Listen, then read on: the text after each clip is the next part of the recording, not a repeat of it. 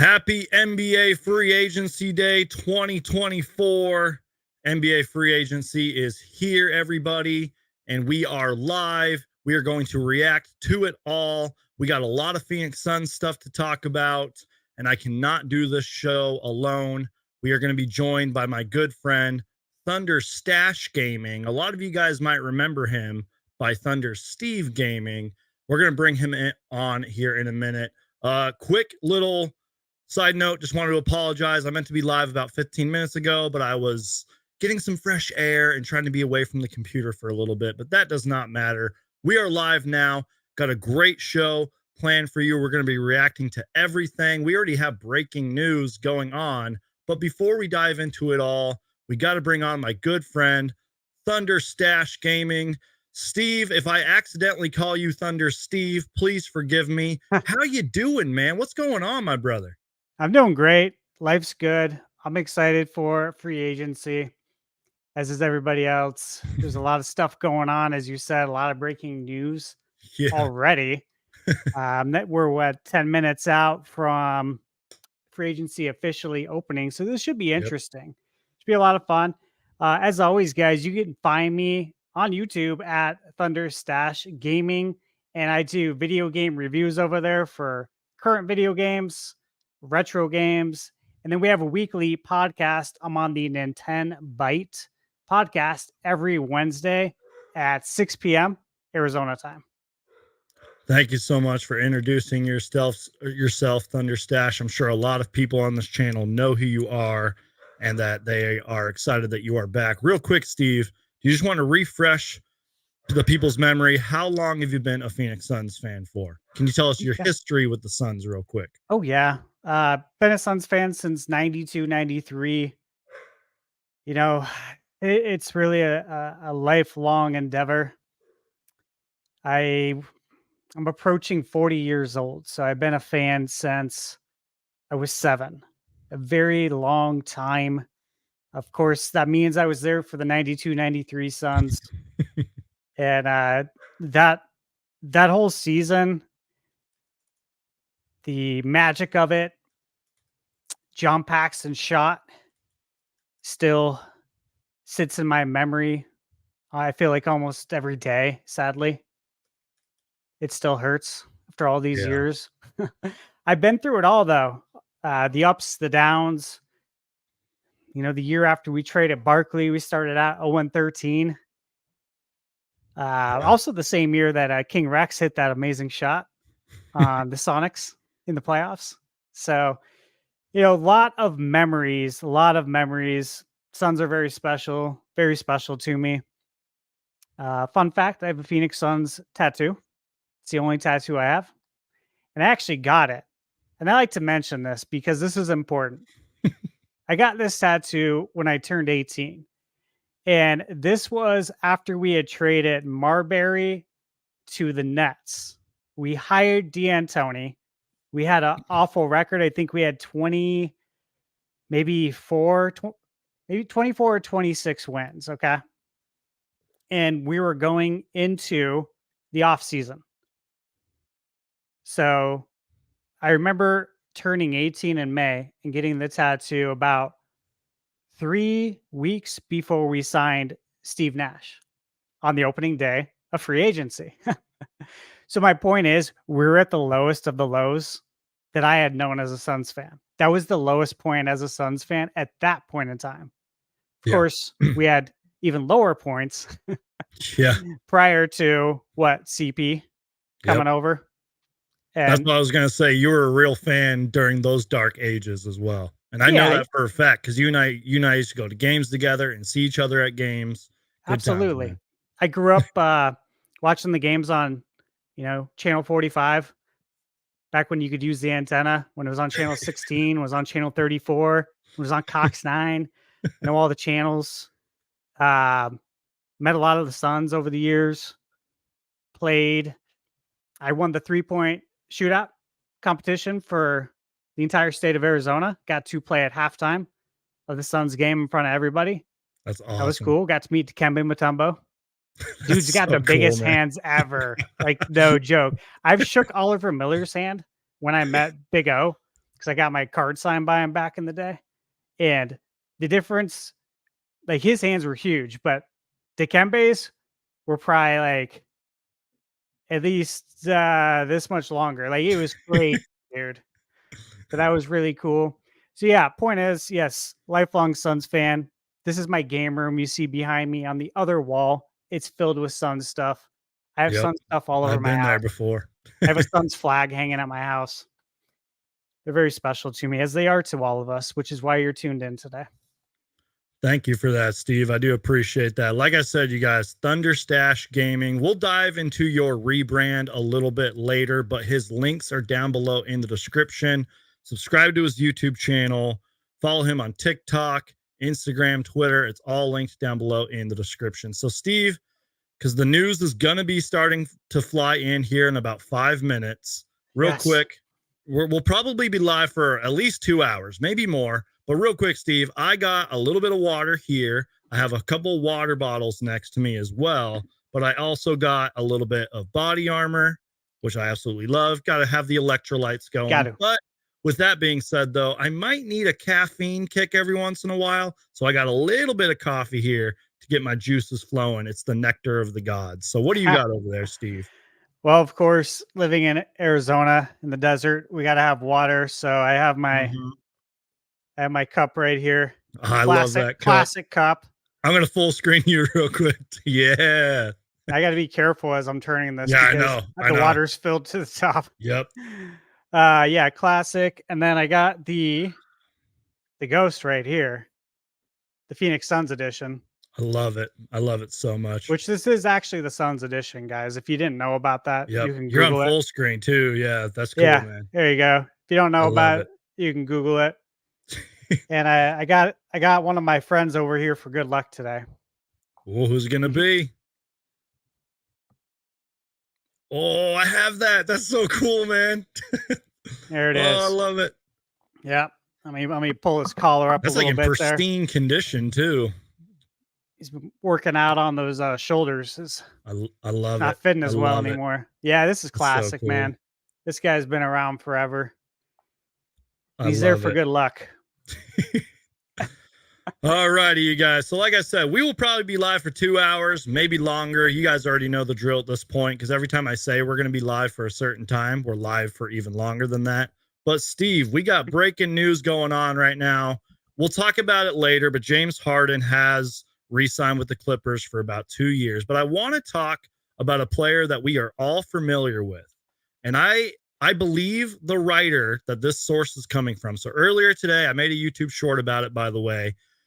Jake Fisher from Yahoo Sports mentioned that Chris Paul, there could be a potential Chris Paul reunion in the Valley of the Sun. Now, I want to read a specific quote that was in his article, and I believe I linked it down below in the description, but this comes from Jake Fisher, who says, and I quote, "The Suns have been connected to all kinds of guards for minimum salaries, from Kyle Lowry to Monte Morris, and even a potential reunion with Chris Paul should he ultimately be waived by the Warriors," which, by the way, spoiler alert, he was. If you are seeing the screen right here, Shams Charania and a few other NBA insiders have reported that Chris Paul has been waived. $30 million guarantee date was today. He is now a free agent. And then, like, as we were doing our introduction, Steve, that's when they announced the James Harden stuff. So, Steve, and real quick, I'm not sure if you saw this. John Gambadoro from Arizona Sports said, no way it's happening. And I'm not saying John Gambo is wrong. I love John Gambo and everything, but I'm just saying I like the possibility of a potential Chris Paul reunion, especially if he were to sign cheap and he wouldn't coming off of the bench. I know Chris Paul is aging. I know it didn't really work out with the Warriors, but this is one of the greatest point guards ever who could be one of our quarterbacks. And I know there's a lot of football fans out there, be one of our quarterbacks out there that could help lead the Phoenix Suns, not just to the playoffs, but to go deep into the playoffs. And we would actually have a point guard so everybody can stop complaining about it.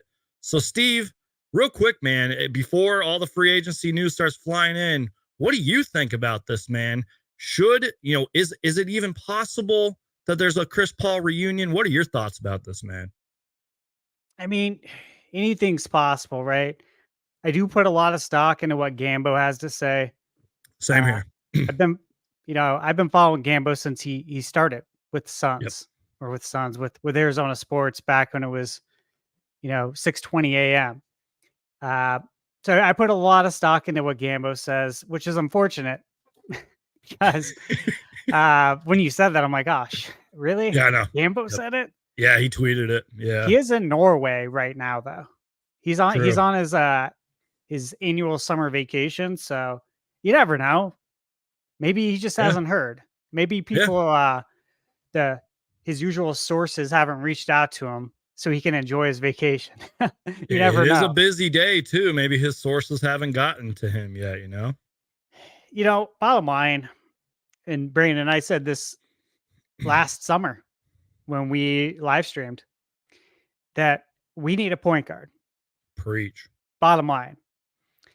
I said it last year. I wanted to be wrong about it, but there's a lot of factors that go into all of this. As far as needing a point guard, we have nobody that can set the table for the team. Okay. Preach. We asked Book to do it. And can he do it? Yes, he can do it. But should he do it is the question. He's much better coming off of a screen and catching and shooting and operating versus trying to set up the offense. Okay. So just because he can do it doesn't mean he should do it. And not only that, but it increases his usage rate. Usage rate increase leads to injury. We saw that already last year. A lot of injuries. Brad Beal, same thing. Can he do it? I mean, yeah, and he might have to, but it's not his natural position. He would be much better if we had somebody to set the table for this team versus having Book or Beal or KD even bringing the ball up court. So we need somebody. And the proof is in the stats, guys. We all witnessed it last year. We saw the season. We saw the offense. The offense was hard to watch, waiting for double teams, passing out of a double team and getting picked off half the time. Half the time, we're dancing around the half court line, passing the ball back and forth, leading to passes getting picked off and an easy fast break. It like that really happened. Our turnover rates last year, we were one of the worst teams in the NBA in turnovers. And I actually have it right here. Let's see. We were 25th in the NBA in turnovers. That's awful. Louise. And we saw it. Yeah. Like they were frustrating turnovers. I was talking to my lady about it because she saw the frustration night in and night out. And she saw the ups and downs because some nights were really fun, obviously. Like that Suns Kings matchup where we came back from down 20 some points. That was a lot of fun. But there's way too many times where I'm watching this and I was like, babe, this is like textbook stuff right here. Like textbook mistakes that I don't even see at like the high school or rec center basketball. You don't even see passes like this. It didn't make sense. Yeah. Yep. And I don't think the players are all to blame for it. I don't. I think a lot of it was our offensive scheme. Because that's everyone was to blame for last year. Everybody from top to bottom. Like I hate to pick on the ball boy, but even the ball boy was to blame for last year. You know what I mean? So, but in terms of CP, in terms of Chris Paul, though, this is why I'm bringing this up. We were 25th in turnovers. Okay, this is last year when we had Chris Paul. Looking at the first season, 2020-21, we had the fourth lowest turnover rate.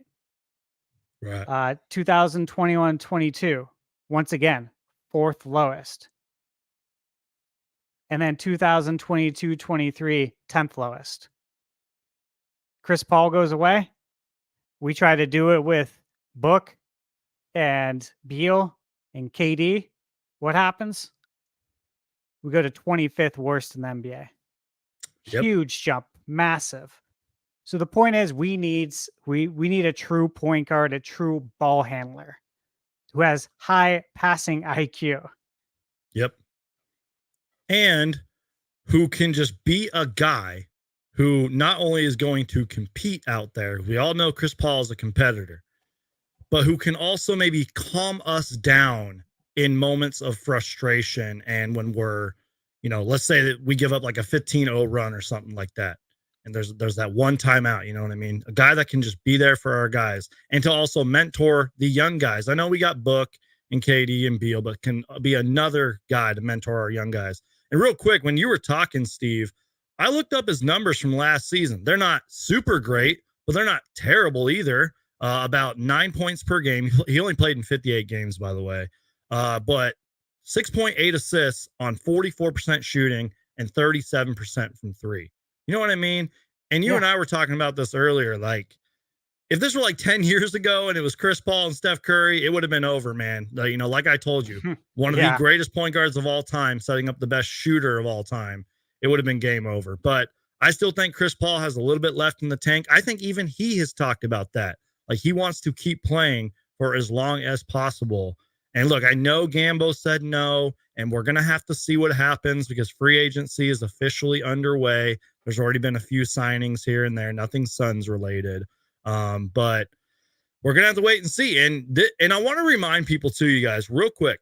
Yes, today is day one of NBA free agency, but technically free agency is like all summer. You know what I mean? So like, just because something may not happen today or tomorrow or even this week doesn't mean free agency is over. It's a long off season, y'all. Trades can be made and everything. We got summer league coming up, the Olympics. So I just want to remind Suns fans, especially, just please be patient, y'all.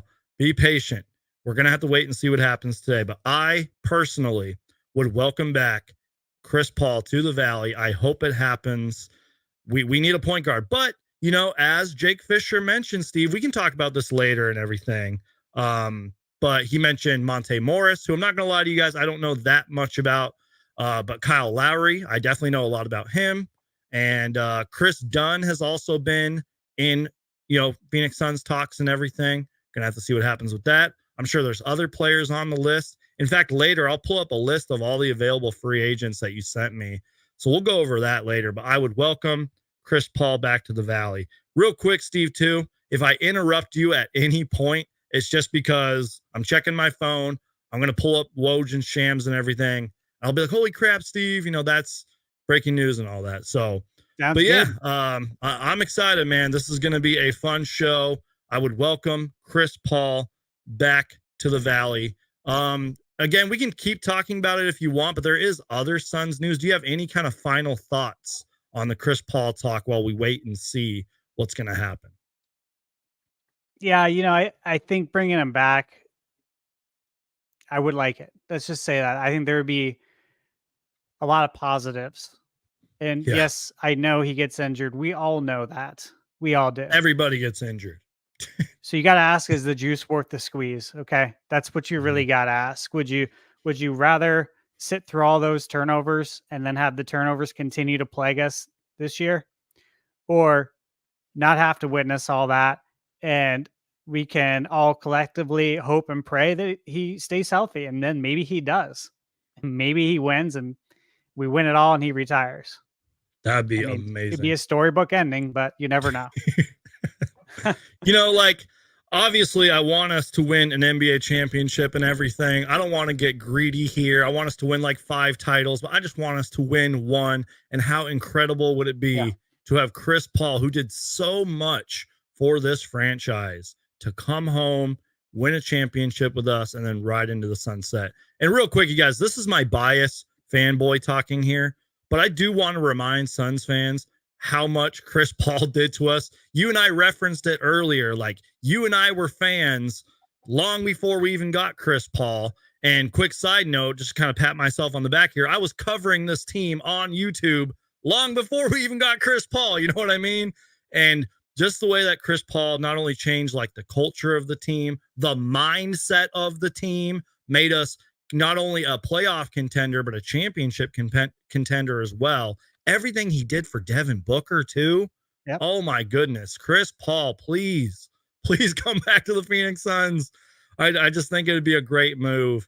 But Steve, we can move on here again while we're just waiting. I will pull up Woj's Twitter and Sham's Twitter. I also got Gambo and Jake Fisher all linked here. I can add more people too, like Bobby Marks is really good and everything.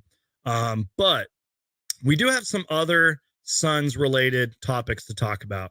And let's really start with the two players that actually have re-signed with the Phoenix Suns. Real quick, though, we have 268 people in here. I need everybody to crush that like button. And I also just want to remind you guys that we are live on ThunderStash Gaming's YouTube channel as well. So everybody crush that like button, share the show, subscribe to ThunderStash Gaming as well. Link is down below in the description. So Steve, let's talk about it, man. Again, we're just waiting for the news to drop in. But the players that have actually signed that we know of, I believe Woj tweeted it, Shams, etc.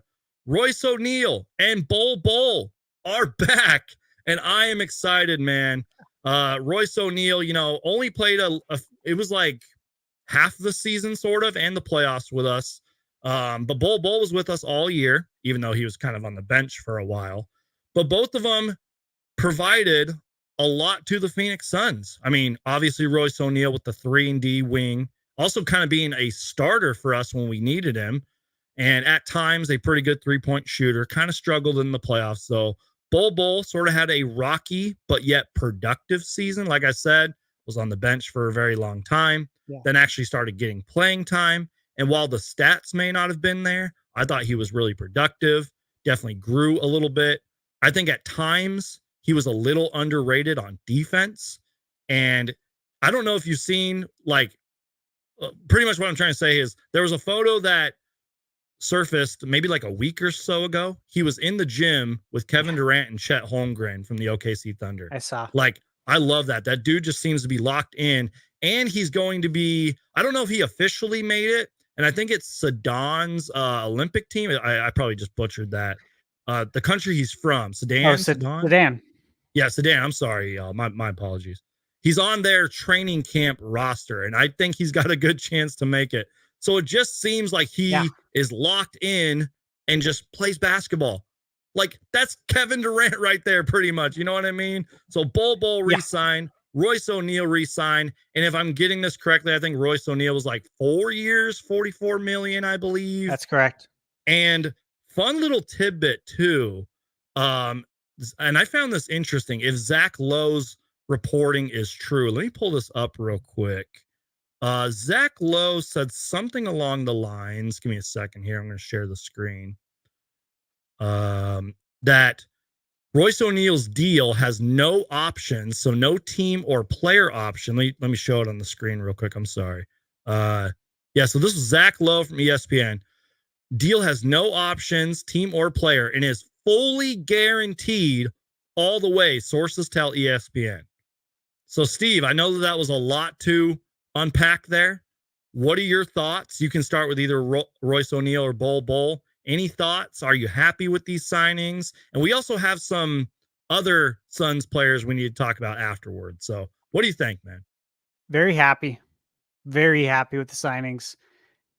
Happy to see that Royce is back. I thought he played very well he played 30 regular season games, and then of course the 4 games in the playoffs. But I thought he was great, especially because I've said it before, but I did not believe in our offensive scheme. Do I believe in our players? 100%, 110. But the offensive scheme, our actual offensive playbook, did not believe in that at all. Yeah. And he produced within that playbook is my point. So now that that's going to change, really nice in what our new system is going to be under our new coach. So that's exciting. I think it's a good deal too. I think it's kind of a win-win situation. Yep. Like, as far as the contract goes, it's not absurd for us. And I think he is happy with that contract. I think it's a good deal for both sides. So great on that.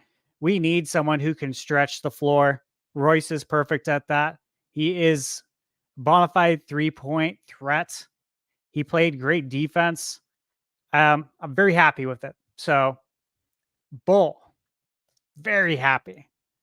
I love Bull. When we signed him last year, I was so excited because I followed Bull for a long time. I think since he was like a teenager, when Yeah. when he started becoming noticed on YouTube and everything.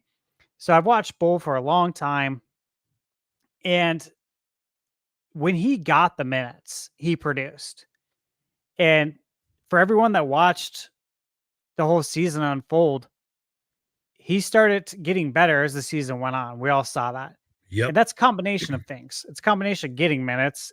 It's also knowing that you're actually going to get minutes. So for anyone who's played uh like true organized sports, whether it be in a league or high school or collegiate level, you guys know what it's like to get minutes when you don't know you're going to get minutes versus getting minutes when you know you're going to get these minutes.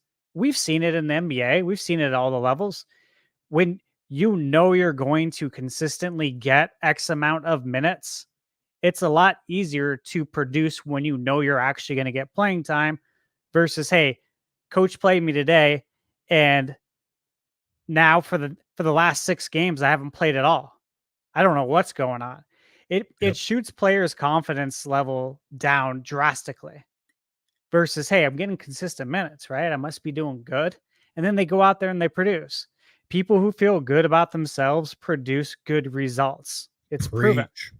So, I'm hoping that our new coach is going to give him playing time. I believe he will. I believe that's probably why he's staying, why he's going to re-sign with the Suns. And again, I'm just a huge fan. Like when I saw that he was going to be re-signing, I was like, okay, I think it's safe to pick up a Bull jersey now. Oh I yeah. think it's safe. You know, 2 years now with us. I think it's safe, and I'm happy because I sometimes I get mad at myself for not getting a Bull jersey last year because you just never know how long a player like that can stick around because he has bounced around. And I think he's bounced around because he hasn't really gotten a true opportunity. And I do think he was underrated on defense because he was starting to learn to just put your hands up, straight up. Show your wingspan. Players are going to have a hard time shooting over that. Not only that, we played team defense last year.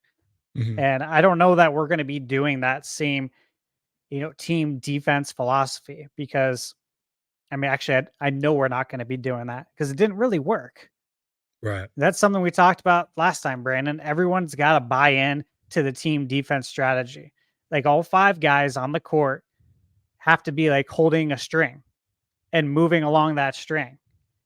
That's how the team defense works. You have to properly rotate. And if one person messes up, the whole defense is screwed. Wide open shots. How many wide open threes did we see against the T Wolves in the playoffs? Yeah.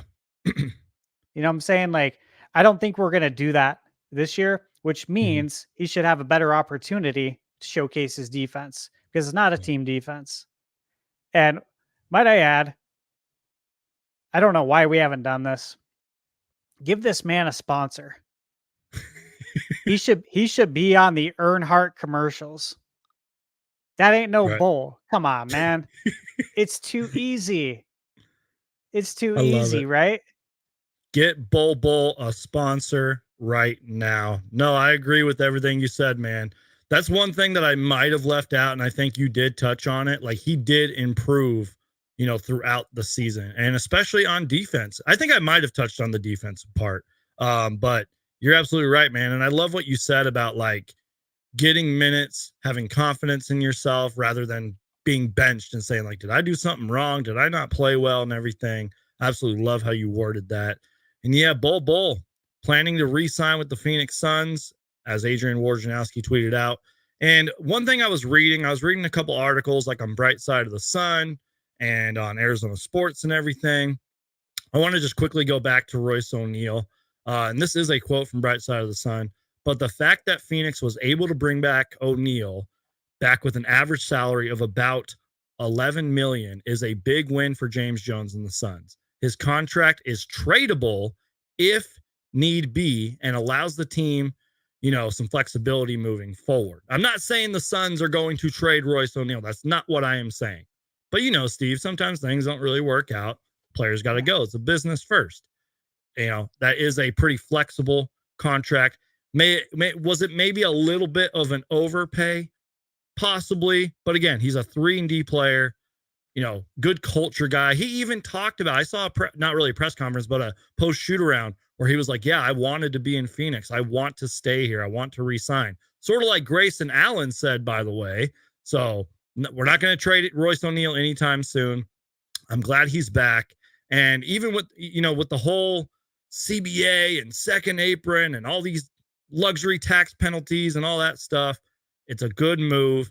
And even before this new CBA kicked in, the way that I look at it, the NBA is expensive. Like, there's a reason these guys get millions upon millions of dollars because teams are offering that. You know what I mean? Yeah. So, pretty good deal, flexible deal. And I'm both really excited for Bol Bol. I don't think Bol Bol's like contract details have been said, but it's just a 1-year deal. And like I said, man, not too long ago, he was in a gym with Kevin Durant and Chet Holmgren. Like, this dude is just locked in the gym, and I love it, man. Shout out to Bol Bol. Shout out to Royce O'Neal, man. I am happy for them both. Real quick, Steve, just to keep you updated if you haven't been following. Really nothing crazy has happened besides James Harden, I guess, if you want to call that crazy news. Nothing on Paul George yet. Nothing on LeBron. We can talk about all that later. I'm just keeping you updated. There was a funny tweet from one of my favorite follows on Twitter, AZ Sports Zone, formerly known as Zona Hoops. I retweeted him on this. Yeah. He said, are all 28 front offices quitting right now? Like, for real, there hasn't been nothing really spectacular going on. But I like the little response below. It says, a little too quiet right now. I agree. Like, it's a little too quiet. Maybe that means that there's some news. There's some stuff that's going to break real quick. And Steve, if you don't mind, just real quickly, wanted to give a shout out to my friend Casey, who was nice enough to design the thumbnail for today's show. Really appreciate it. He's also done a lot of behind the scenes producing for my shows, and he also was the one that made that cool intro that you guys saw earlier. So big shout out to Casey. And by the way, this is what the thumbnail looks like, by the way. He worked on that for me last night. Also included your name in there, ThunderStash, and I appreciate him doing that. Job. Great thumbnail right there. Just wanted to give him a big shout out. So Steve, unless you have any final thoughts on Royce and Bol, we can move on to some players who their free agency might be up in the air. But just real quick, any final thoughts on Royce or Bol being re-signed? Yeah, one final thought is, let me remind everybody that Bol's only 24 years old.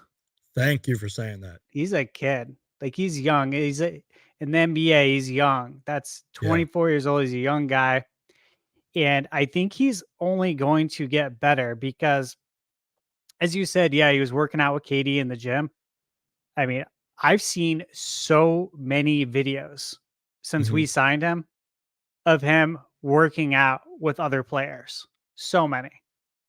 And again, he just needs that opportunity.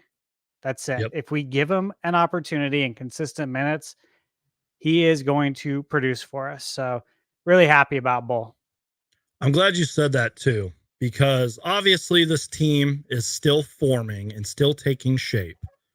And Mike Budenholzer has obviously been hired as our head coach, and he's hired a few assistant coaches as well. David Fizdale has returned as well. One of our more vocal coaches from last year when we definitely needed players and coaches to be vocal.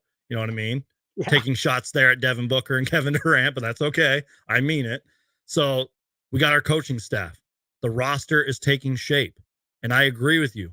Bol's going to get those minutes because, we just drafted 2 rookies, potentially maybe a third one because Jalen Bridges is on a two-way spot, but they're going to get Bol Bol's going to get playing time over them. But even that, like, I feel like Coach Bud is going to give everybody a shot. And if you're producing on offense, producing on defense, he's going to give you minutes. And speaking of the offense, you kind of touched on this earlier, I believe. It's a new offensive system and a new defensive system. And hopefully we actually look like a team where we can space the floor, put Bol in the corner, put him wherever, have him shoot when the big three gets double or triple teamed or whatever. That's another reason I'm glad we got Royce O'Neal back as well. I'm so excited to see what happens with Bol this year, man. I cannot wait. You know, there was a lot of kind of like parallels made when we hired Coach Bud. And you may have touched on this before. Mm-hmm. But, you know, Drew Holiday, who obviously killed us in the finals. And I really respect his game. I respect his play. He's a very, very good player. And he plays fair. I like it.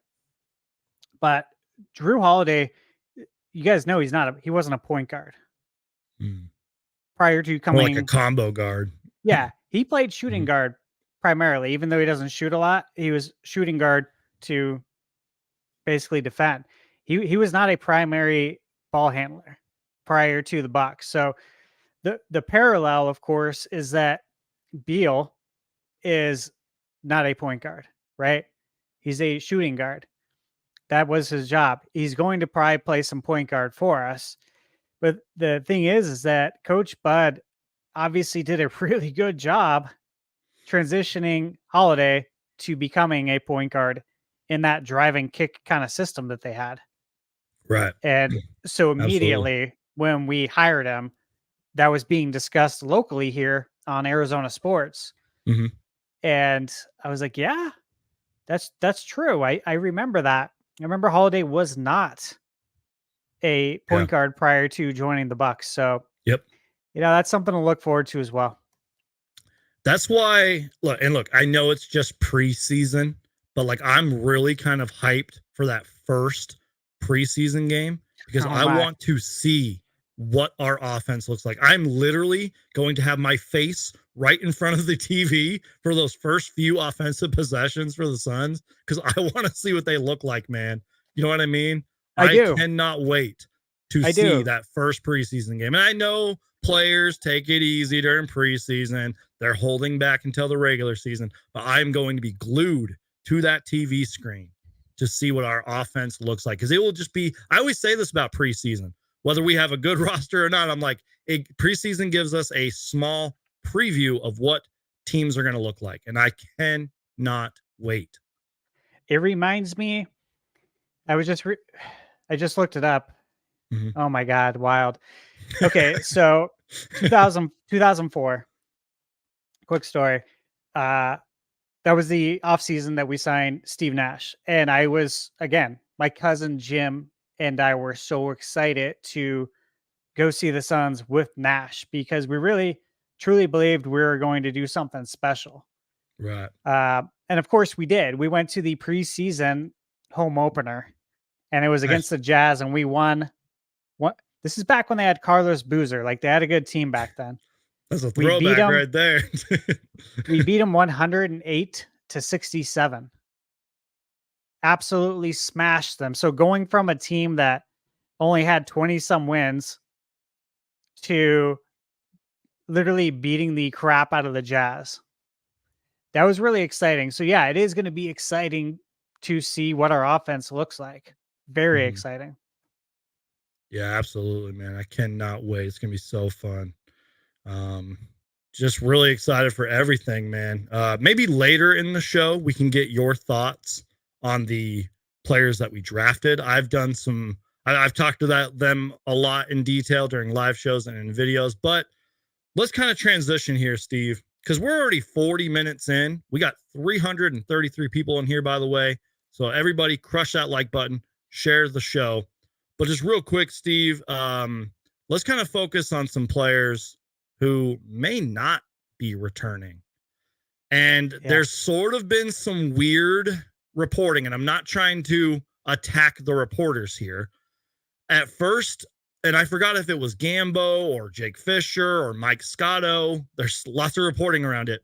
At first, we were told that Damian Lee was going to, exercise his player option and come back. Same thing with Josh Okogie. Now, real quick, Gerald Bourguet from PHNX, they do great work. I've been on their show before. I love those guys. Gerald Bourguet, every time these two reports on Damian Lee and Josh Okogie were announced, he tweeted and said, there is still a chance that they both could come back. They're just kind of restructuring their contract, if you will. And then Gambo even kind of said that too. He was like, the Suns do want Okogie and Lee back. Real quick though, there's only so many roster spots to go. And you know me, I keep it very positive. I keep it optimistic here. But maybe some changes need to be made. I would love to see Damian Lee in our system. Again, talking about Mike Budenholzer, spacing the floor, three-point shooting and all that, because we didn't really see much of that last year. And this is probably overly optimistic. This is my biased fanboy talking here. I'm not saying we would have beat the Wolves in the playoffs last year if we had Damian Lee. I'm not even saying we would have been a better team if we had Damian Lee last year. But I think we would have at least won a couple more games if we had a healthy Damian Lee. Maybe we would have been a better three-point shooting team. I'm just saying, That's just my bias talking. So, Steve, even though there's been a lot of weird reporting, and quick side note, I've told you this, I trust Mike Scotto's reporting. I trust Gambo. I trust Gerald. I trust all of them. So what are your thoughts about this, man? Do you think maybe it's time to move on? Do you want to see Damian Lee and Okogie back? Is there even room for them on this? I know it's a lot of questions to throw at you at once, but it's just for the conversation. So what are your thoughts, man? I think with Damian, you mentioned that we probably would have won a couple more games. And I do think about the times that Grayson had missed some games. Yes. And yeah, if he would have been able to fill in for Grayson, or the times that Eric Gordon missed games, if he would have been able to fill in there, that would be so cool. It would have been helpful because think about it.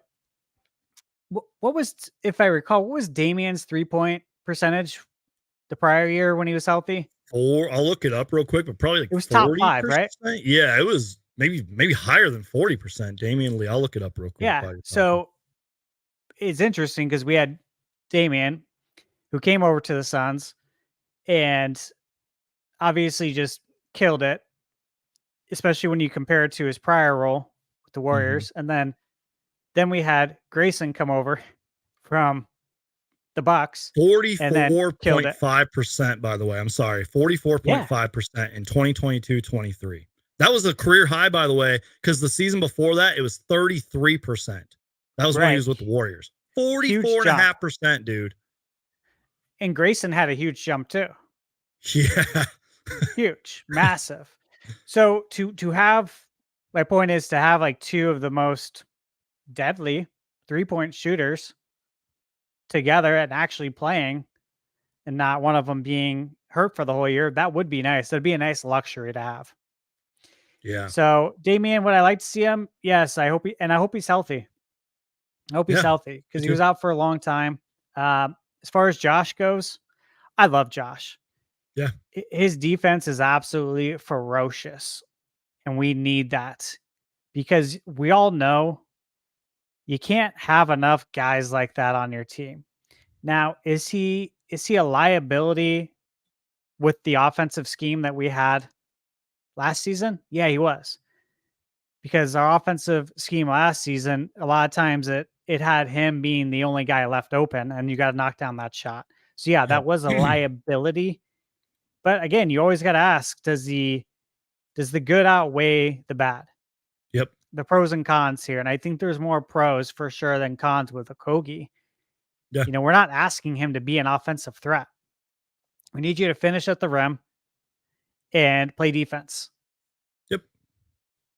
And he was great at getting to the free throw line at times. Like he would just drive to the rim, draw the foul.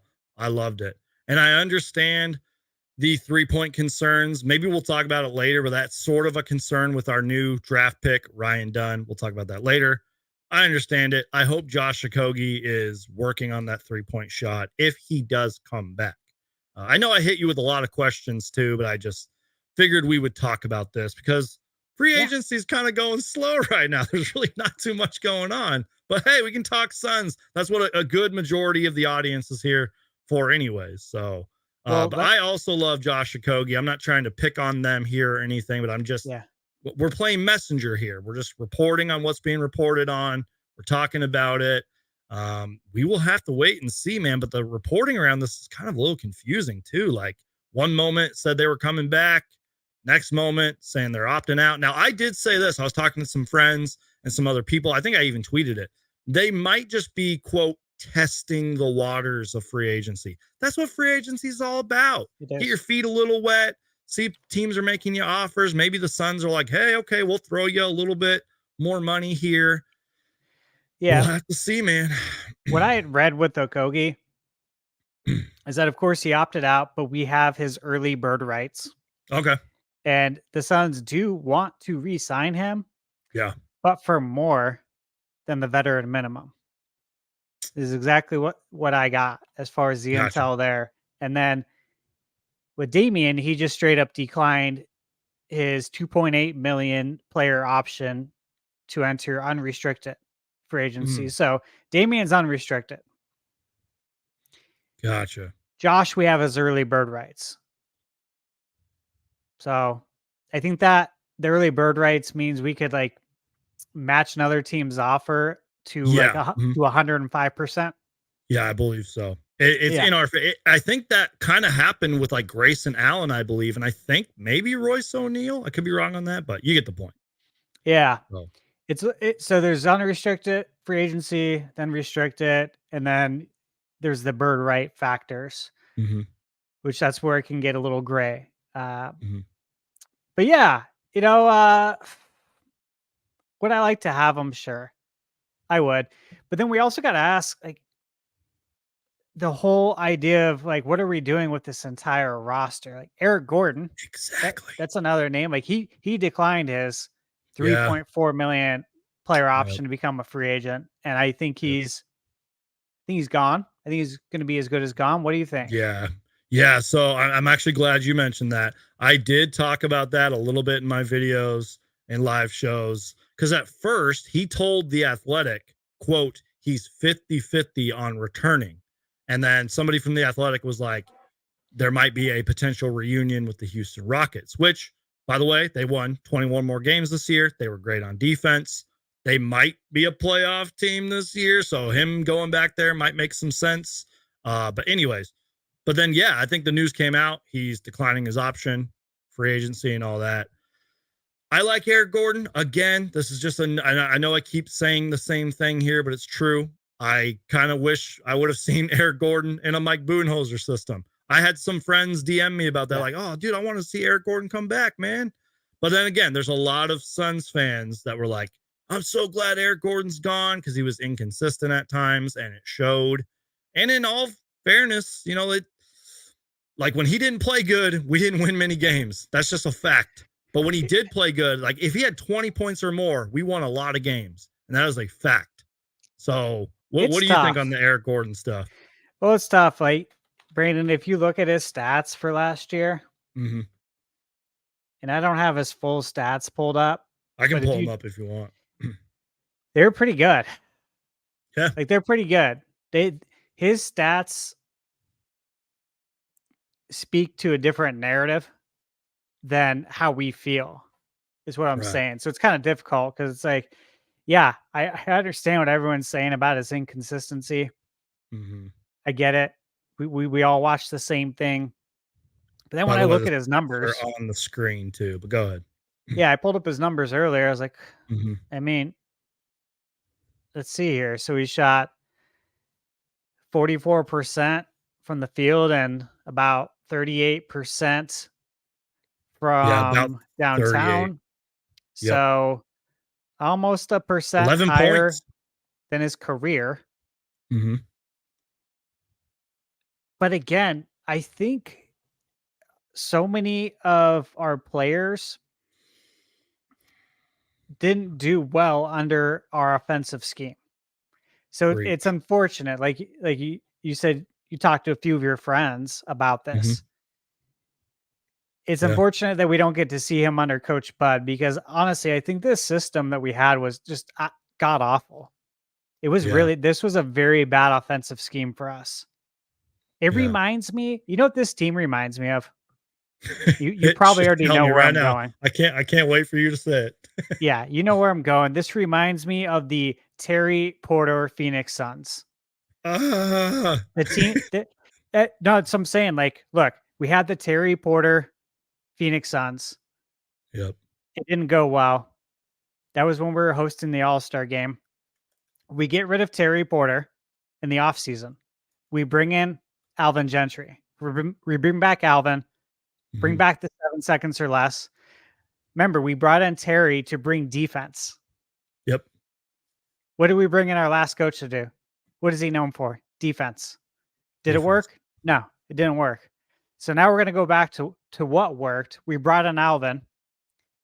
We made it to the Western Conference Finals. Lost in Game 6 to the Lakers. One of the games we literally almost won was when the ball fell into Ron Artest's lap at the end of the game. Remember that? Oh god. Caught the Yep, I rebound, do. flipped it in, made the shot. We lost.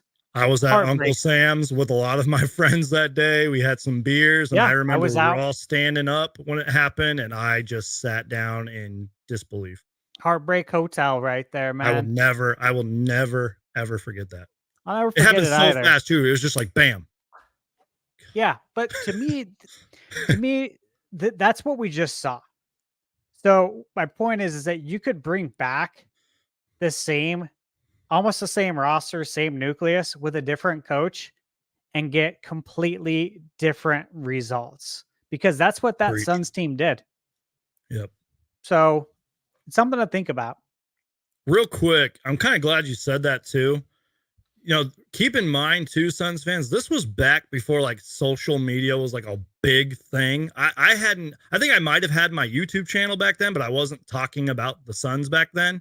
And I just remember that coaching hire kind of being weird. I was like, what? It's like Terry Porter. And again, this was back before Woj and Shams and social media and all that. And I mean, I'm sure social media was around, but it wasn't as big as it was today. I just remember that being weird. That's just a quick little side Well, that's story. because it was Sarver's business partner. Yeah, exactly. And Yeah, I remember I think I have it clipped on this channel. You and especially you led a whole conversation about the Suns coaching carousel. That's actually a video you can find yeah. on my channel right now. That was one of the best segments, especially you, but we have ever done on this channel. And I It remember Terry Porter was in there, and it was Terry Porter and Lance Blanks. yep, Remember? I always yep, said Lance Blanks because he always shoots blanks. Always. It was those two guys though. And obviously we know Terry Porter from playing in the NBA, yep. playing He over was there a in fine Portland player. with He was a with fine Clyde. player. He was okay.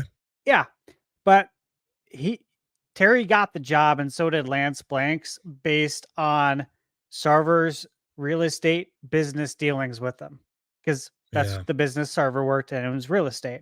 That's how he made his money. So these guys should have never got the job. It was very clear. They proved it for us that they should have never had the job. But again, I got to say, a new coach with a similar or even like the same roster, same nucleus, we're going to get way different results this year. I feel confident in saying that. yeah. And you know what, man? We have to. We we absolutely have to, or it's going to be another frustrating season. And I don't want to put unrealistic expectations on this team, but I am going to put higher expectations than I did last year, and that's saying something because Steve, how much fan excitement, how much media pressure and expectation there was, and just fan expectations, and even the pressure and expectations these players put on themselves, like Kevin Durant, Devin Booker. It is championship or bust. That's the mindset that you should have on a championship contending team, whether you're a rookie or you're Kevin freaking Durant, man. We have to see those results offensively. That's why I said, I'm going to say it like a million times this offseason. I am going to be glued to the TV that first preseason game just to see what our offense is going to look like. I cannot wait, man. It is going to be so much fun. And yeah, man, I don't know. I'm hyped. So real quick, there was sort of a little news here. It's not like anything groundbreaking. But I believe Russell Westbrook is going to I think they said he's gonna let me just pull it up real quick. I'm sorry. He's gonna opt into his contract, but they're gonna be looking like at a trade or something like that. I'm not gonna lie, I don't know your thoughts on it, but I'm a big Russell Westbrook fan. I just want to make sure I'm getting this right too. Yeah, so Yeah, this is coming from Jake Fisher. Was Russell Westbrook having let me pull it up, having opted into his $4 million contract, the Clippers are now working to find a trade for Russell Westbrook. And this might sound like an unpopular opinion. I like Russell Westbrook. I doubt he gets traded here because what the hell are we going to trade for Russell Westbrook? But Russell Westbrook maybe on the trade market here. We'll see. I don't know. Just thought I would bring that up real quick because that's sort of the latest news we got going here. We're almost an hour in, by the way, just to let people know. As far as Russ goes, I actually think he would be a good fit in Phoenix, and I thought Thank you. that last year as well. Yep. Look, man, we don't need Russ to shoot threes. Okay, we know he struggles at the 3-point line. He's not the 3-point shooter that he was in Oklahoma City early on in his career, right? He's not anymore, but we don't need him to do that. We don't. We need him to attack. We would need someone like that to attack the rim the way he does and to drive and kick. Again, that's it. I think Russ would be a good fit. I did see that he was re-signing with the Clippers, and when I did see that, I was like, that sucks. Because I thought about the idea. But now that you're saying that they're looking to trade him, I wonder According where to he Jake ends up. Fisher of Yahoo Sports. Yeah, me too, man. I don't know where he's going to end up because it clearly hasn't worked. It didn't work with the Lakers.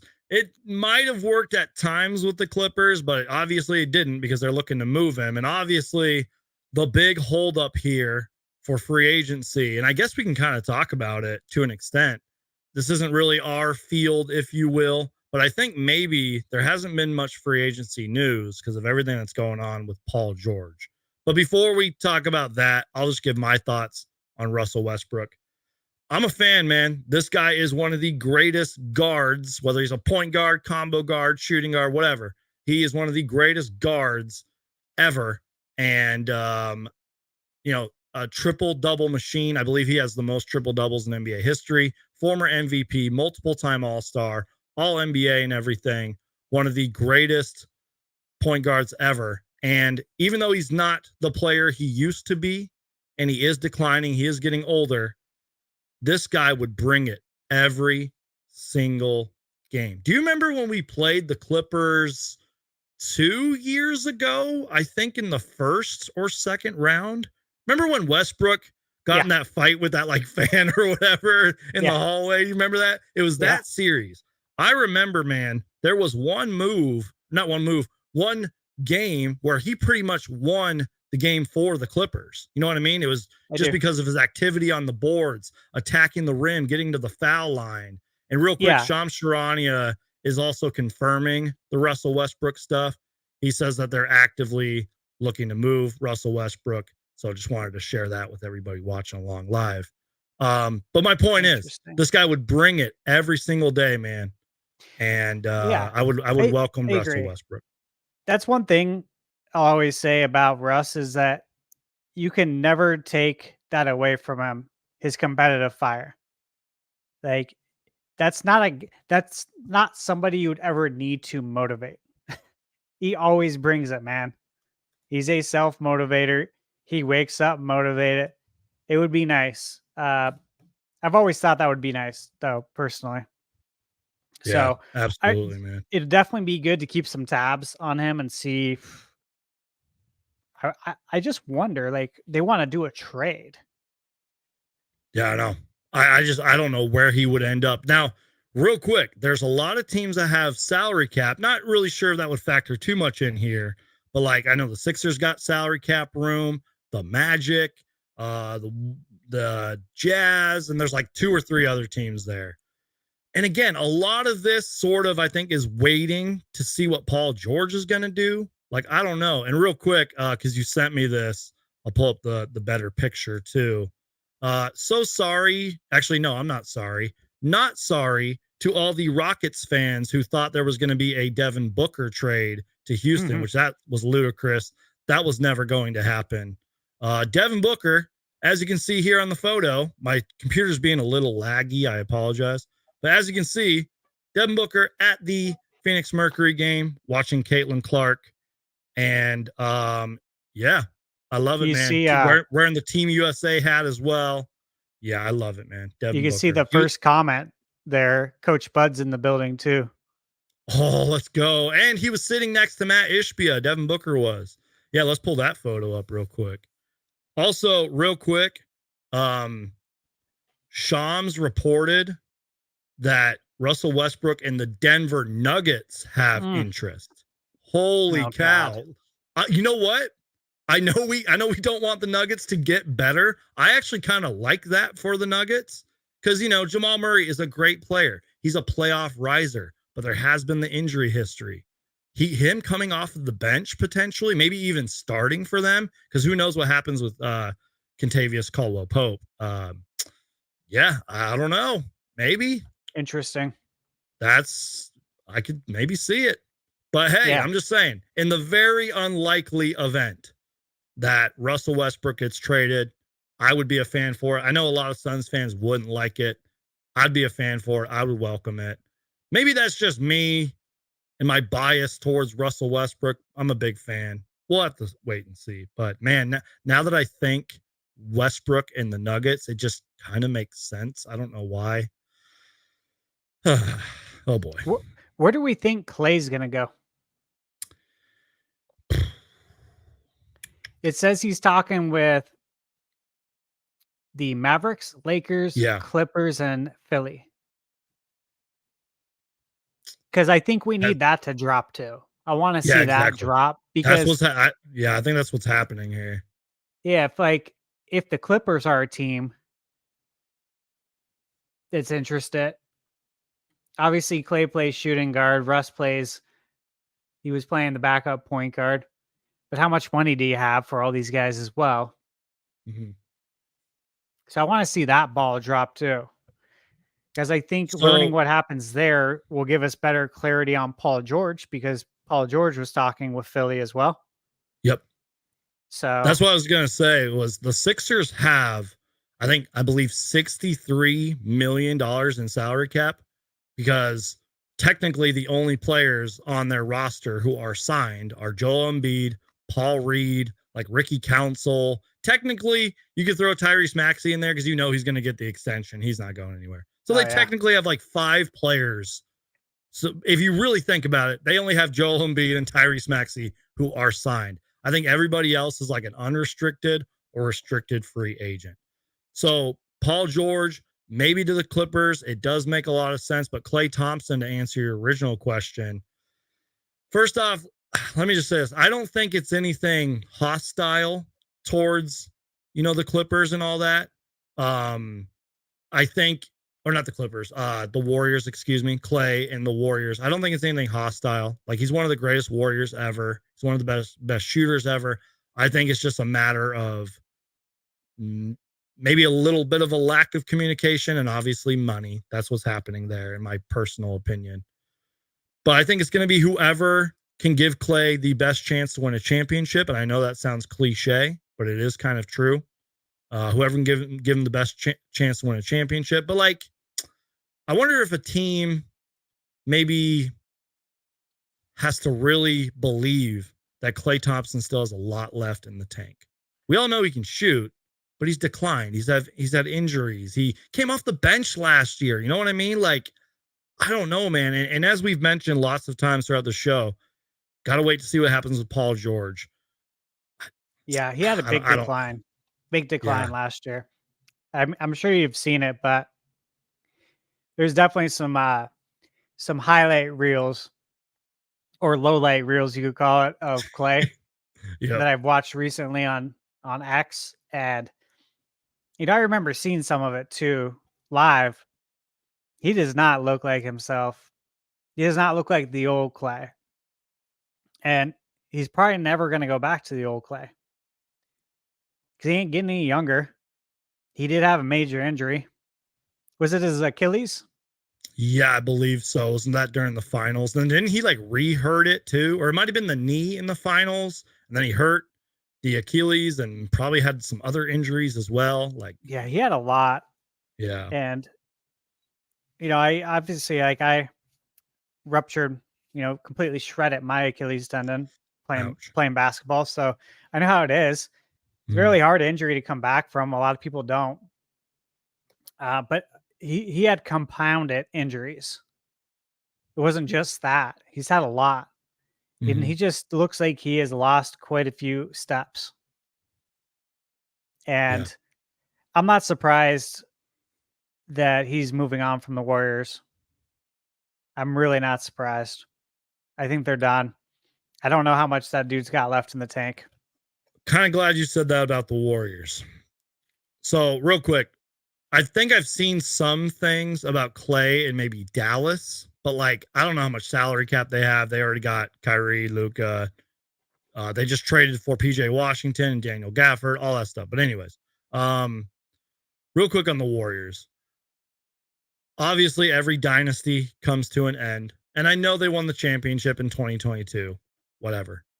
They didn't even make the playoffs last year. You know what I mean? Steph Curry's not getting any younger. We all know Draymond Green. I don't want to talk about Draymond on this channel, but whatever. He's getting older.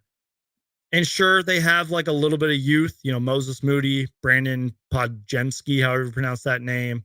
Um, the other rookie they had last season, I think his last name is Jackson or something like that. I'm probably butchering that. They got a little bit of youth, but again, Steph Curry's getting older, Draymond's getting older, and it clearly seems that Clay is going to be gone. Like I give it a 99% chance that Clay is gone.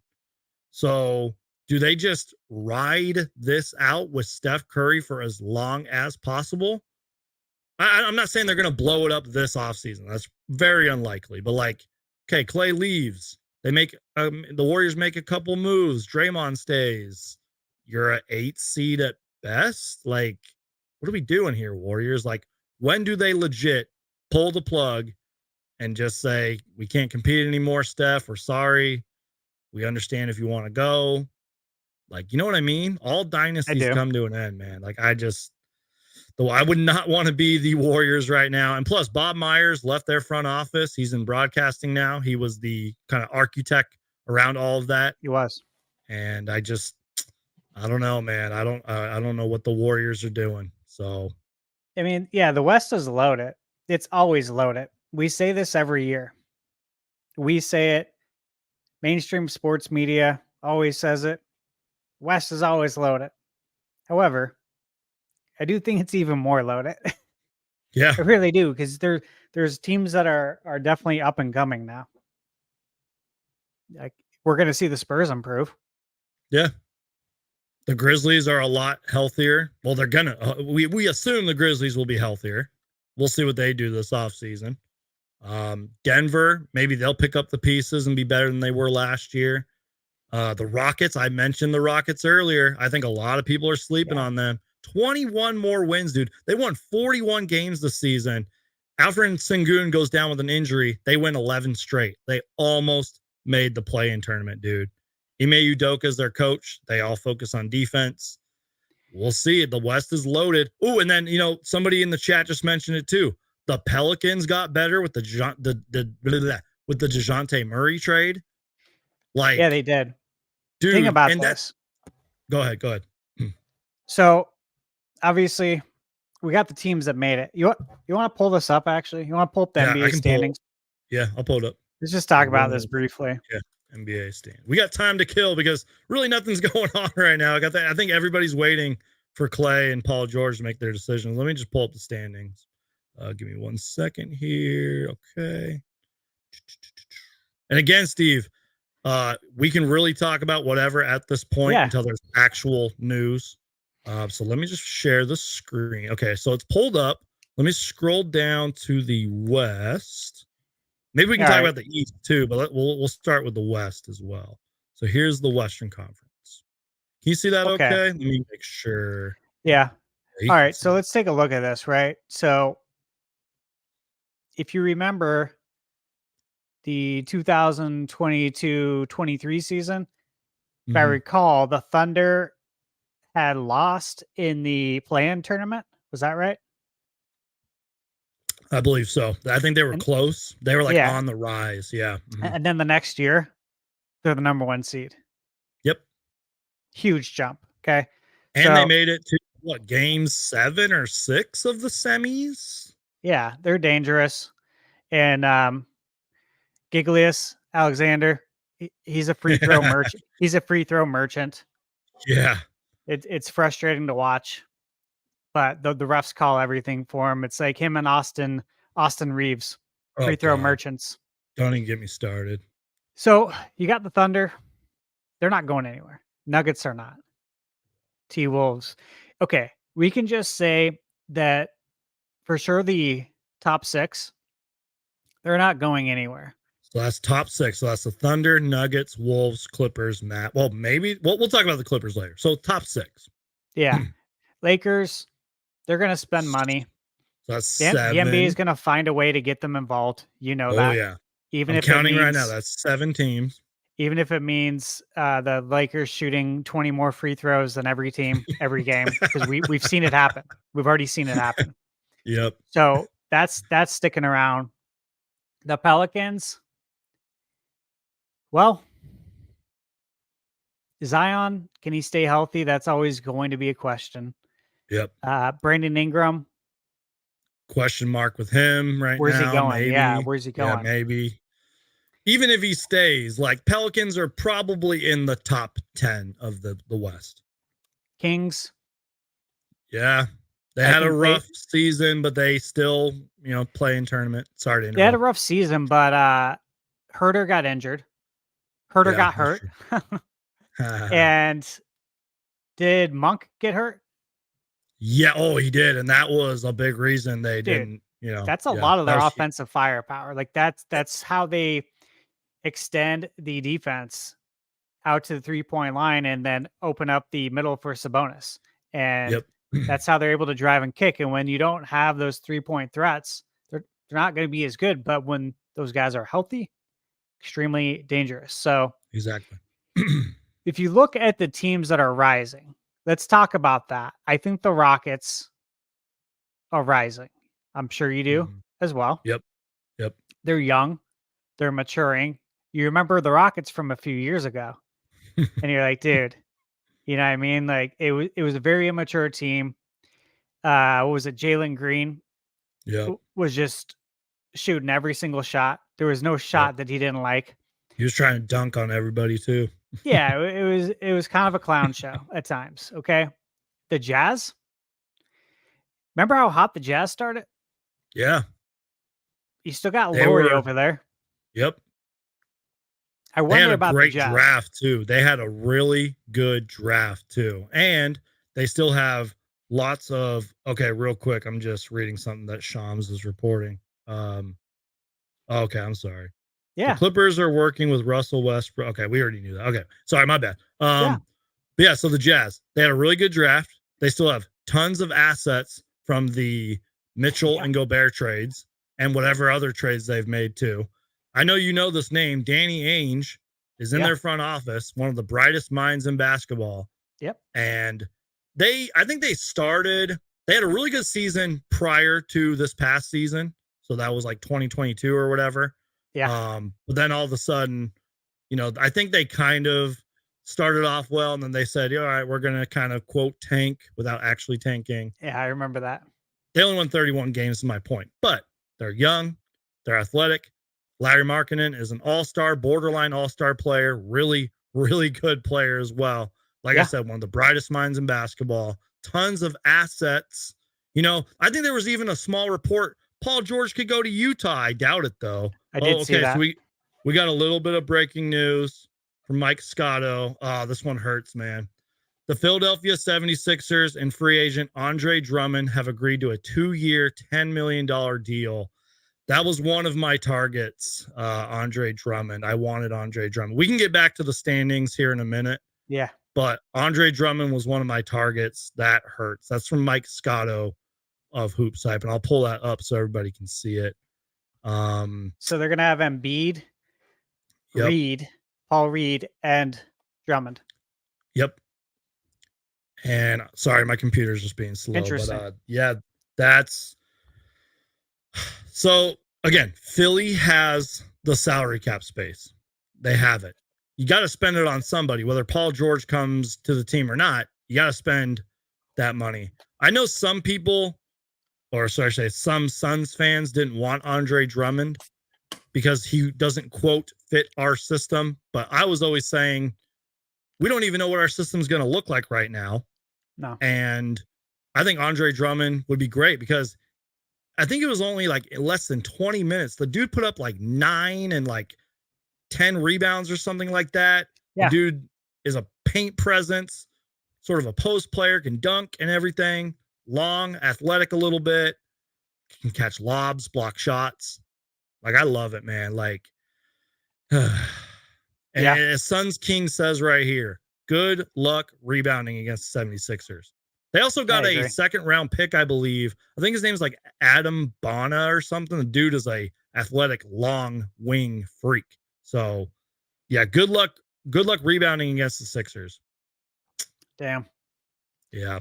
Sorry to interrupt our standings talk, but I had to mention that. We can go back to the standings here in a minute. The rich get richer. Yeah. The rich get richer. Kind of glad you said that too, because the Celtics, they didn't do anything like mind-blowing in the draft, but they had a good draft too. And obviously they're the defending champions. So yeah, the rich get richer. There it is. Shams Charania reporting it from The Athletic. Andre Drummond plans to sign a 2-year, $10 million deal with the Sixers. He was on my kind of targets list. And this one hurts. You know what? It's hard to believe. You guys know Drummond's only 30? Yep.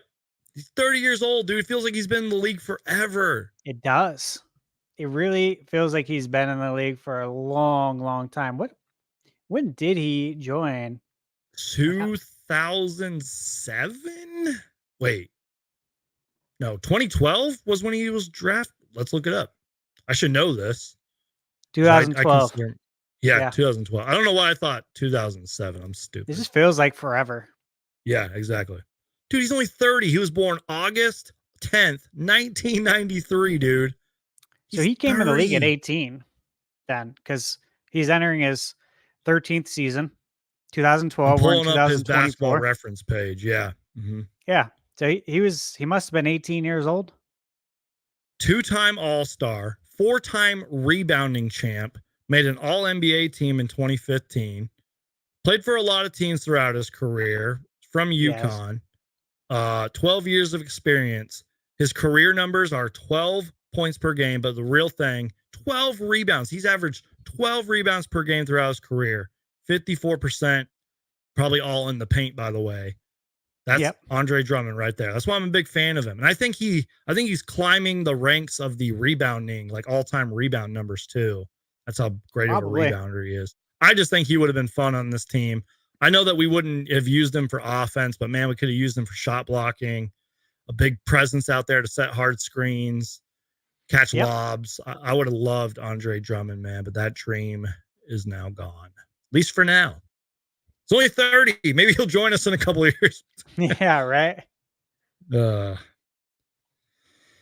Reminds me of when we were trying to get Paul Millsap for like a decade. Yeah, I know, right? Paul Millsap was a good player, man. And we all know Coach Budenholzer knows him very well. Yeah, he would have been great in our system with Steve Nash back in the day when we were trying to get him. Yep. You want to get back to the standings talk real quick? I think we left off on the Rockets. Yeah. So the Rockets are climbing. The Jazz, we talked about the Jazz. I think they're Yep. going to do better. Yeah, But they'll be better. Memphis, the Grizzlies are going to Yes, be, they're going to make the playoffs, right? They didn't make probably. it because Ja was out. Yeah. So as long as Ja And can behave, right? and and dude, you know where I'm at right now in Memphis. I went to a game with my sister. That roster was depleted.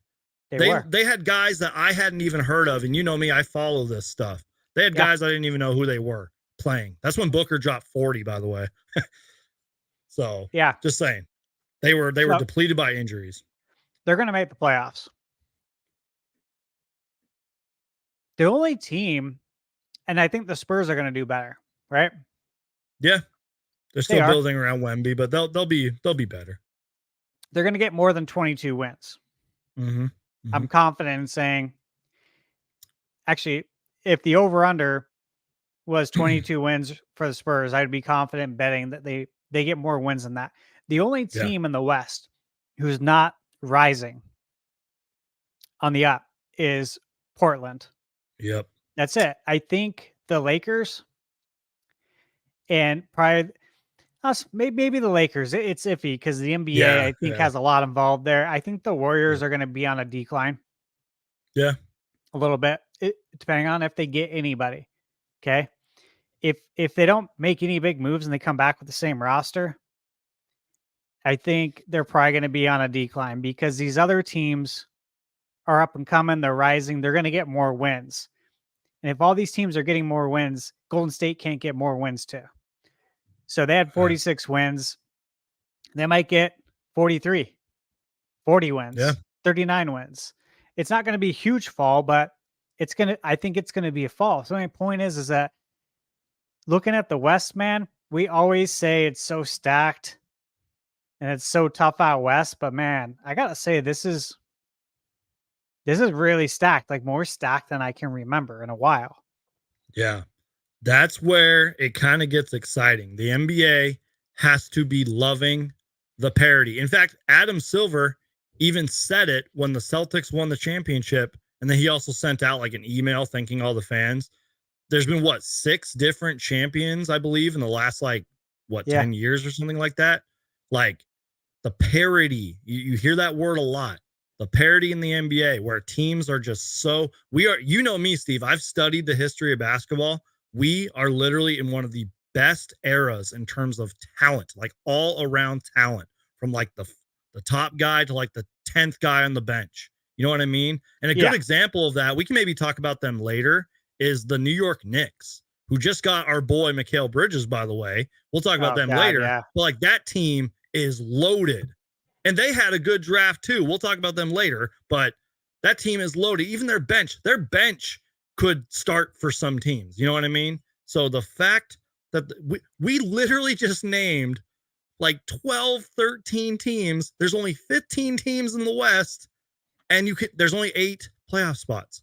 What Adam Silver, Mark Tatum, all the NBA people should be thrilled looking at the Western Conference. To be fair to Portland, I think they'll get more than 21 wins. Oh yeah. I think there'll be an improvement there too. Yeah.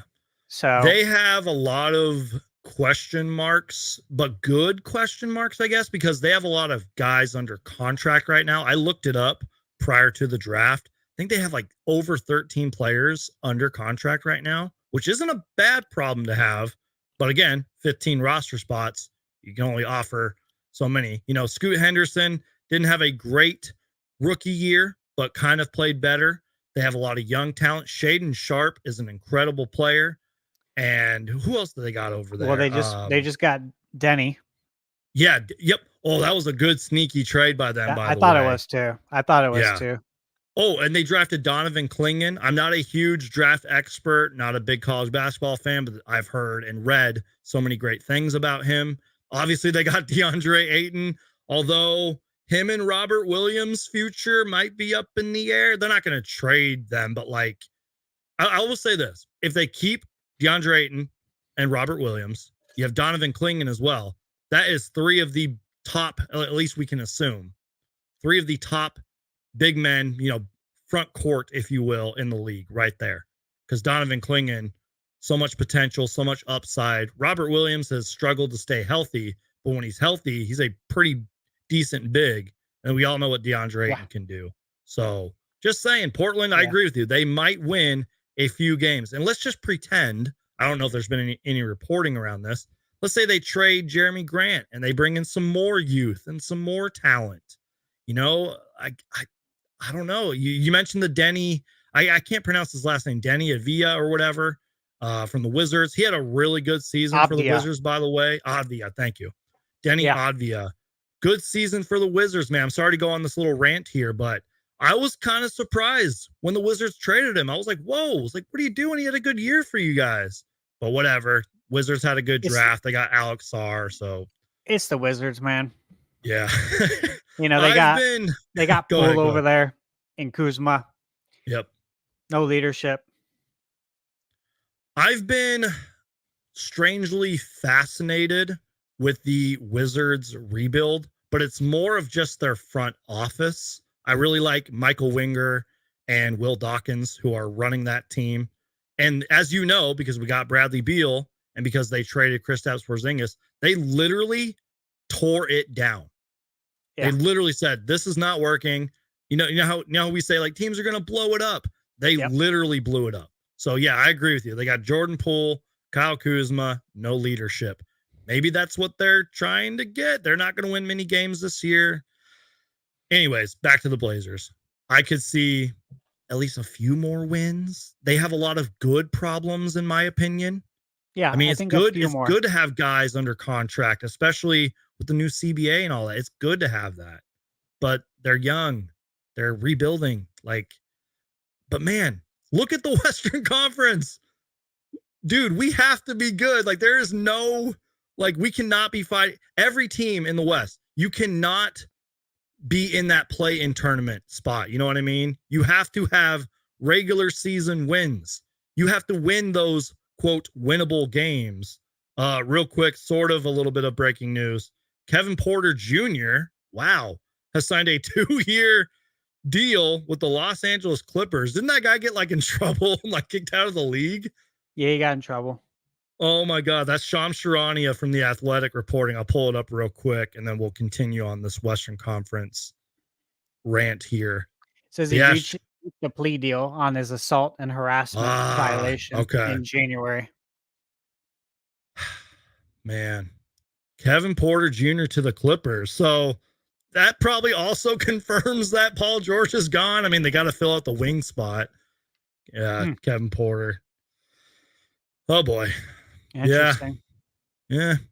I mean, we'll see what he's got left. Maybe he's got his head on straight, kind of like Ja Morant. Maybe Ja Morant's finally got his head on straight. We'll see. By the way, speaking of the Grizzlies, they drafted Zach Edey. I kind of low-key like that for them. Again, not a college basketball guy. Take what I'm saying with a grain of salt here. Kind of like that they got Zach Edey. They got Jaren Jackson Jr. That's going to be a tough front court right there. They got a lot of size. They got a lot of wings, if they keep this team anyways, because they want to make the playoffs again. I think Taylor Jenkins is a really underrated coach. There was a stupid, quote, rumor that he was on the hot seat. And I'm like, it's not his fault the players got injured. I'm like, what are you talking about? So just saying. That's my Memphis talk. I hear you. I think, like I said, I think Memphis gets in to the playoffs, no doubt. So, and Zach was a good pickup. Yeah. He's huge. He's huge. You can't teach size. You know that too, Steve. Oh. We got a shout out from Australia. Yeah, that's what I was going to say real quick. I can't pronounce the first name. Forgive me, but Oso says, hi guys, watching from cold Melbourne, Australia. Thank you. We got Melbourne, Australia in the house. You guys, real quick, because again, free agency is kind of running slow here. Let us know in the chat where you are watching from. We have almost 400 people in here, dude. 400 people watching, you guys. That is huge. We're live on SunsGeek and on ThunderStash's gaming channel. Check us out, you guys. Subscribe to ThunderStash Gaming. The links are down below in the description. Almost 400 people, y'all. It's been a great Suns conversation. We can continue the Western Conference talk, but we could also talk about the Eastern Conference. But real quick, also says smash the like button. Steve, you're a content creator. You know this. Seriously, you guys, crush that like button. Share the show. It helps both of our channels. It helps me out. It helps keep the lights on over here, if you know what I mean. It tells YouTube that I and ThunderStash are doing a good job over here. Please crush that like button. It takes like 2 seconds.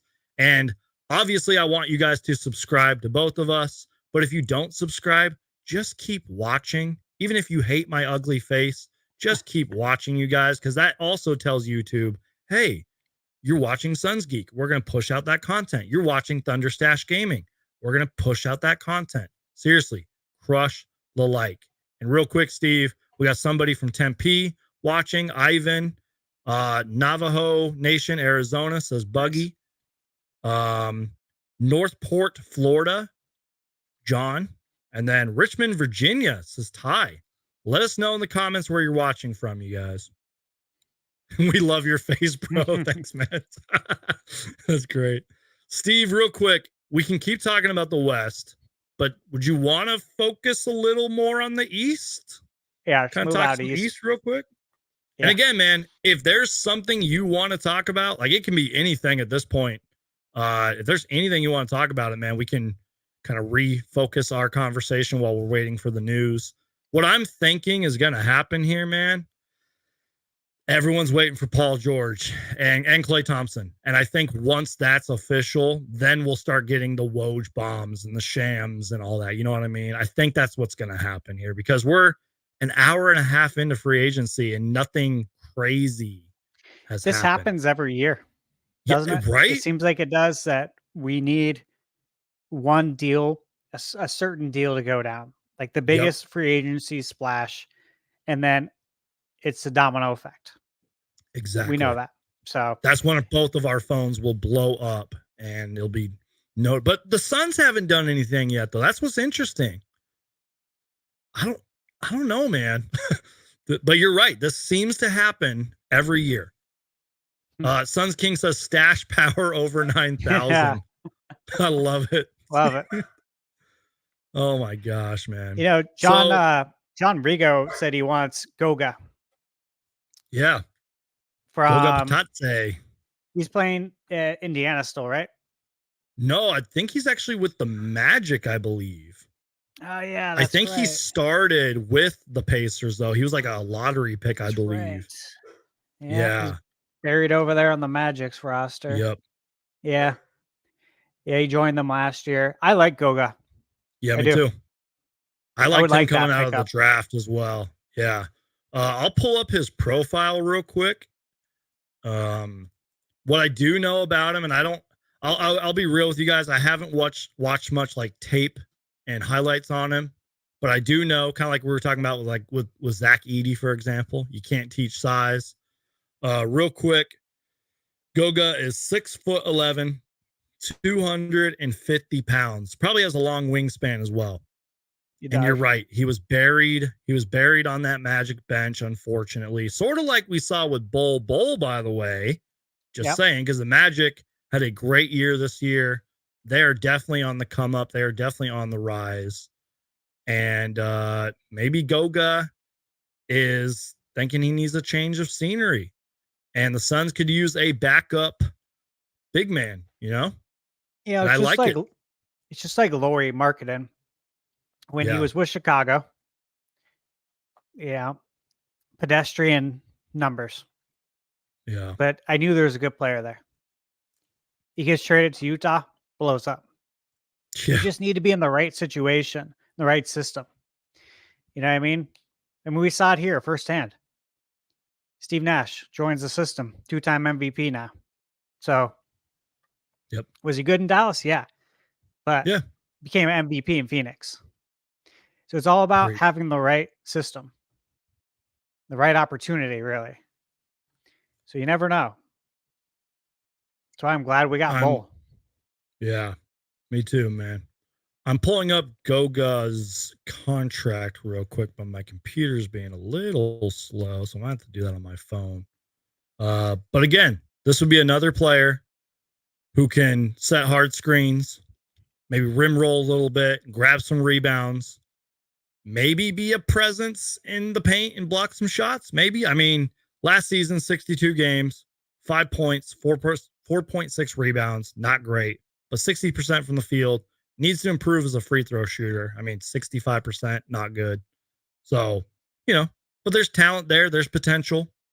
Again, maybe just needs a new change of scenery. I don't know. So I'm seeing on Twitter, this was posted a little like 6 hours ago. It's not breaking news, but it's kind of funny. Is according to Chris Haynes. And he says everyone's Klay Thompson, favorite Chris Haynes. Yeah, the most accurate guy out there reporting. This might be accurate though. He says Klay feels disrespected. Quote by the Warriors. Ooh, he says, maybe I was wrong. He said, I believe the Warriors are probably offering him an annual low 20 million a year type of contract. Is he willing to walk away from that because he feels disrespected? It looks like he is. It's like, dude, if they're offering you 20 million and you're going to walk away from that, I don't think Klay is a 20 million a year player. Not right anymore. Now. At all. Not even close. So if another team's willing to pay him more than 20 million, I mean, more power to Klay. Bad decision by the team. Bad decision. And so let's put on our GM shoes for a minute. And again, we're just fans. We're just speculating, but still, let's pretend we are GMs of the Golden State Warriors. Again, you have Curry, you have Draymond, you have some young talent, but you're not like a top 5 team in the West, Even if Curry had like a berserk, like crazy season, doesn't matter. Like he can't do it all himself. Klay Thompson's 99% gone. You are right. Like, and this goes back to Klay too. Klay, I'm sorry to say this, man. I'm not, and look, obviously he's a professional basketball player. I'm just some YouTuber, but like, you're not as good as you once were, man. You're declining. It happens. Father time gets you. Injuries get you. Like, take the money. Stay with the Warriors. Like, I agree with you, man. Like, I don't know. I think Klay's always wanted to play for the Lakers. He's always wanted to play for LA. His dad played for the Lakers. Yep. I think that's his favorite team. Like as a fan, as a kid growing up, he's a Lakers fan. Yeah. So I can see that. And I'm sure you saw the report that apparently LeBron's willing to take a pay cut up to $20 million a year pay cut to get guys to join the Lakers. So interesting. And to make the Lakers better because they're not very good either. Kind of interesting if you think about it. He's willing to, the report literally said it up to 20 million a year. Yeah. And what does Klay want? More right than around that number. Yeah. Interesting. I don't think Klay would do much for the Lakers. I mean, you're just adding another guy who's old. I know. Okay, obviously we're not Lakers fans. We're far from it. We'll never be Lakers fans. But I will say this, and you know me, I'm an optimistic basketball fan. It's kind of hard to be optimistic about the Lakers because I know they got LeBron. I know they got AD. But like, how much longer do you really ride that out? I mean, as long as LeBron's there, obviously, they're going to be in the mix. But like, they're not that good. You know what I mean? They're not that good. And sure, let's say they get Klay Thompson. Do they have much of a bench? You only have so much money unless the NBA swings things in their favor. But like, come on. Like, I agree. I would not want to be the Lakers. And I know there's the JJ Redick hire recently. I'm not going to lie. I like JJ Redick, but I wouldn't want to be the Lakers coach because that comes with a prestigious history of championships and winning and some of the greatest players we've ever seen. Not only that, but just look at LeBron's career. How many coaches are fired? Yeah, exactly. I mean, there hasn't been a consistent coach there since Phil Jackson. Yeah. I would not want to be the Lakers coach. If the Lakers walked up to me right now and said, we'll give you $100 trillion. I would not want to be the Lakers coach, man. I think the only guy who coached LeBron that wasn't fired was Spoelstra. And LeBron wanted him to get fired. Yep. That was well documented. And now he's one of the LeBron greatest. asked Pat Riley to fire him. Now he's one of the greatest coaches ever, by the way. Yeah. Real quick, Steve, I'm sorry to interrupt. We have a little bit of breaking news here, and I mentioned this player earlier. Kentavious Caldwell-Pope has signed a 3-year deal with the Orlando Magic worth $66 million. This is a good 3-and-D wing player. Obviously won a championship with the Nuggets, I believe. And there it is on the screen if you guys are seeing it. Kentavious Caldwell-Pope. Shams is reporting it. Woj. $66 million. Massive pickup for the rising Magic, acquiring the starting shooting guard of 2 NBA. Oh, yeah, he was with the Lakers. I forgot about that. So he's won 2 championships. Yeah. So real quick, Steve, I loved what the Magic did this year. And when Shams in his tweet says they are rising, that is an understatement. I think they made it to like game 7 of either the first or second round. Doesn't matter. They had a great season. They now have a little bit of playoff experience under their wing now. They have a great front office. They have a rising star in Paulo Banchero and lots of other great young talent over there. They have that chemistry too. Those guys like actually seem like they love each other and want to play together. And you're adding a 2-time champion, veteran in this league, 3-and-D wing in Kentavious Caldwell-Pope. Hell yeah, Magic. Yeah. What do you think, man? Huge pickup for them. I love it. Absolutely. Because they could use some 3-point shooting, actually. Yeah, that might have been one of their flaws last year, was they just didn't have enough firepower. Yeah, that's going to be really big. And I presume he's going to start. Probably. I would start a 2-time champion on my team. Yeah. And their coach too, Jamal Mosley, good coach. He seems like he really cares about his players too. So I love this move for the Magic. That's sort of one of the bigger signings of the day, and that's saying something. Shams also says that 30 years a player option. So that's a good deal. If Kentavious Caldwell-Pope says, yeah, we're building something here, I want to stay that last final year, he can do it. So that's a big contract. Yeah. I will say this though, and you probably know this, the Suns have done it sometimes here and there, like in the past. You sometimes have to, quote, overpay for these players. I see the vision is what I'm trying to say. I see the vision. So he's getting, what was it, 66 million? Mm-hmm. Over how many was it? 3 years. 3 years with a player option in that 3rd year. So technically 2 years, I guess you could say. It's technically a 2-year deal. Yeah. So basically 22 million a year. Yep. Not bad. How disrespected do you think Clay's feeling right now? I didn't even think about that. Right? That's why you're on this show, Steve. But this is a Help me think about that stuff. This is a comp now for Clay's agent. They're going to use Caldwell-Pope as a comp. Hey, he just got signed by the Magic. Remember, the Magic were in talks with Clay. That was one of the so they got their guy to do what they wanted, right? So Clay's off the table now for Orlando. Yep. But yeah, if they're paying him 22, Clay's going to be like, hey, what he always does. What, I got 4 rings. 4 rings. So he's going to want more than that. Good God. So that'll be interesting. Whoever gets Clay, I think it's going to be a major overpay. But I'd honestly rather that happen. Yeah. I'd rather him get overpaid. Yeah. Please do. It helps everybody else. Yep. In a small way. And again, free agency would really kind of kick off there. Who knows? I think Paul George won't make his decision until like a couple days from now. Maybe tomorrow, though. We'll see. These things move fast, as you know. But again, if you guys have not paid attention to the Orlando Magic, trust me, you guys, they are on the rise. They've drafted well. They have prior to this signing, and even a little bit afterwards, they are one of the teams with salary cap. They still have salary cap money. Probably not as much anymore, but they were one of those top 5 teams that had salary cap space. They have assets. They're young. You said it earlier. They were in the second round of the playoffs. First I think it was round. games or first round. Yeah. First I round just of the double playoffs. checked. Yeah. Game 7, dude.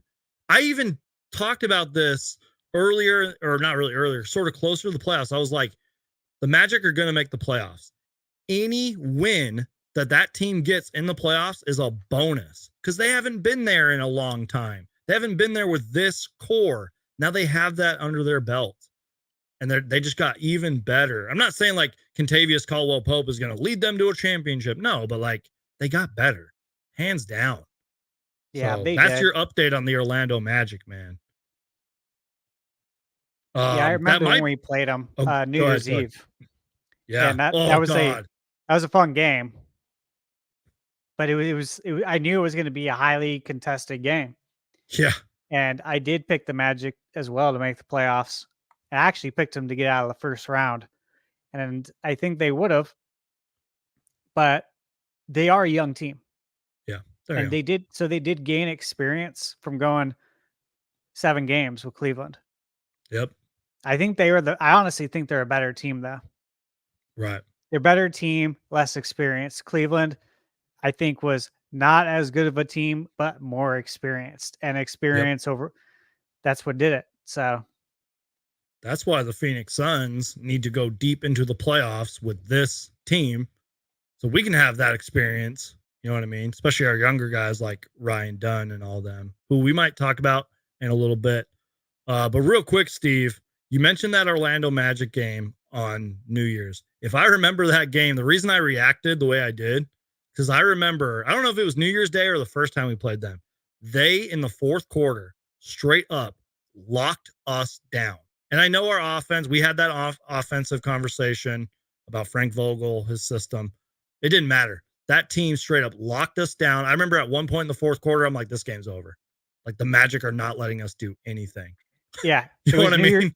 It was New Year's Eve. I was at a party watching the game.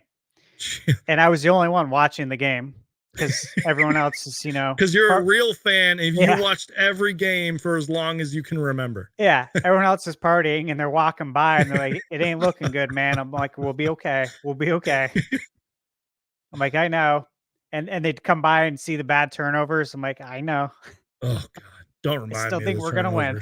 But yeah, they're a tough team. And, you just bought yourself experience right there, though. Yeah. By signing a 2-time champ. Yep. 2 different teams playing the same role on both teams. Speaking of the turnovers, Steve, maybe, and I think we kind of touched on it a little earlier when we were having our Chris Paul conversation. Before we talk about the Eastern Conference, you and I were talking on the phone earlier about Chris Paul, and you mentioned the turnovers. And I think we might have touched on it a little earlier, but maybe we can expand on it. The turnovers were a mess this year. I think you mentioned we were like, when we had Chris Paul, we were at the bottom 5 of turnovers. Now we don't have Chris Paul. We were a turnover machine this year. Do you want to expand on that conversation a little bit? Like, and I guess I'll kind of segue in here. Do not forget that Mike Budenholzer, and I'm paraphrasing here, but he said, we need a point guard, but we need to also learn to play without a point guard. So this kind of goes back to the Chris Paul conversation. Like, even if it's not Chris Paul, Monte Morris, Kyle Lowry, Chris Dunn, who we haven't really talked about that much. Do the Suns need a point guard? Is there a specific player you want? Like, what are you thinking, man? Want to talk about the turnovers, if you will? You want to expand on that if you want? You know what I mean? Yeah. Like the team we have now, they're not going to learn how to be elite ball handlers over the summer. You know what I'm saying? Like, that's not going to change. They are who they are right now. So we're not going to magically come back in October and we're suddenly going to have great ball handling. Now, what I will say is we're going to have a different offensive system. Right. Completely. And I think the offensive scheme we had was an absolute detriment to our roster. It didn't do anything for our team. It didn't play to their strengths at all. Yeah. It exposed actually their weaknesses. It's like our offense worked against us, oddly enough. It was such Which, it's so Terry Porter reminiscent. yeah. Like I'm like, I've seen this show before. I've seen this. I saw this what 16 years ago. I've Yep. seen this. This is a rerun. So I think it's gonna change a lot, which means maybe our weaknesses aren't as magnified under Coach Bud. Yeah. And so I see what he's saying when he says we need a point guard, but we also Yeah. need to learn to play without a point guard because Exactly. this last season we played without a point guard. Hmm. And he's saying we can play without a point guard, but we need to learn how to play. And that means, I think what he means there is having an offensive system that actually makes sense and works. I think he's saying we can win either way. Yeah, absolutely. I really do. So, yeah, obviously, would I love to get CP3? Sure. Would I love to get Kyle Lowry? Absolutely. Hmm. Chris Dunn? Sure. Was Chris Dunn 6'5"? Yes, I believe so. I was I going like to talk that. about his stats when you're done too. I was going I to talk like about that. stats and yeah. Yeah. He 6'5", large wingspan, Hmm. and a major defensive presence. You look at the guys we drafted, all defense. Yep. You can't, it's hard to teach great defense. It really is because defense comes from inside. Right. It's your will. And so many, especially when you get to the NBA level, so many players don't care about defense anymore. It's like defense is more for what? Basketball leagues, rec center, LA Fitness, The G League. Lifetime Fitness, G League, Yep. college, obviously. Once you get to the NBA, it's like you have a choice if you want to play defense or not. And very few guys play defense. And Right. we always know the ones who do, right? Yeah. I mean, you think about all the great defenders over the decades that we've been watching basketball, we know who they are. So there's very few and far between. So it'd be nice to get some defenders, someone like a Chris Dunn, to go with the guys that we just drafted. Because these guys we can teach, they know how to dunk it. Yeah. You've seen the highlights. Hmm. You've seen the highlights of our draft. We got some Yeah. good pickups there. We really did. Yeah.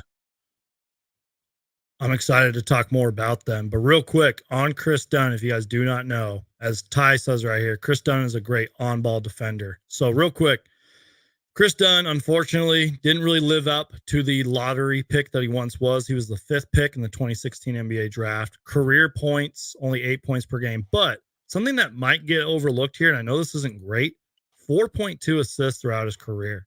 And he actually played pretty well for the Jazz last season. 43% from the field, 1.4 steals. And I was watching the video that my friend Romp, a lot of you guys know him on this channel. Romp does great NBA content. He made a video about Chris Dunn. Obviously, we're praising the defense. We all know he's a defensive dog and everything. But Chris Dunn's kind of low-key sneaky at like driving to the rim and using that floater game. I can see a lot of that. You know what I mean? Driving to the rim, floating it up in there, kind of a sneaky scorer who might be able to put just a few points on the board. You know what I mean? Yeah, And I can do. also play make a little bit. I'm not saying he's a great playmaker, but I can see the playmaking vision there. He can play make 4.2 assists throughout his career. I think he put up a few, like three assists or whatever last season. And as people are saying in the chat, we would have 2 Dunns on the team, Chris Dunn and Ryan Dunn. I would love it. 2 defensive dogs. Let's say we bring back Josh Okogie too. That would be huge. 3 great defenders on our team, man. Yeah. I would love it. Real quick, do you want to?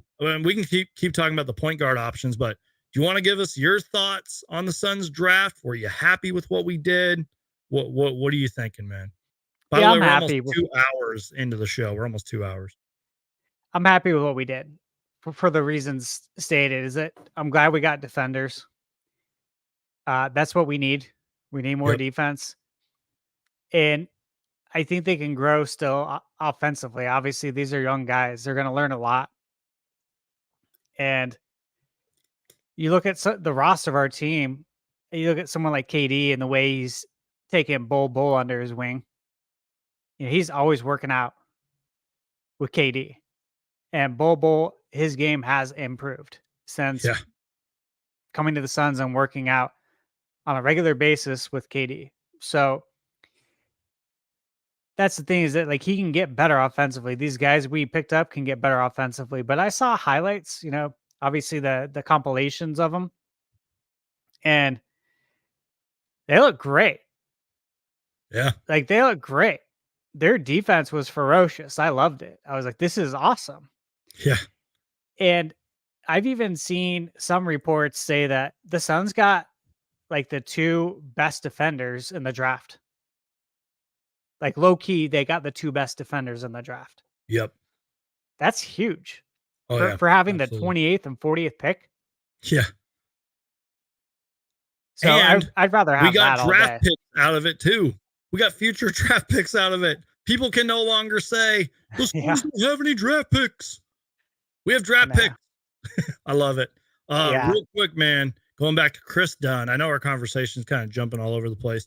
Good stats here. I should have looked them up. But last season, Chris Dunn, 47% from 3, 5.6 assists, 13 points per game. Dude, that's nuts. That's really good. Yeah.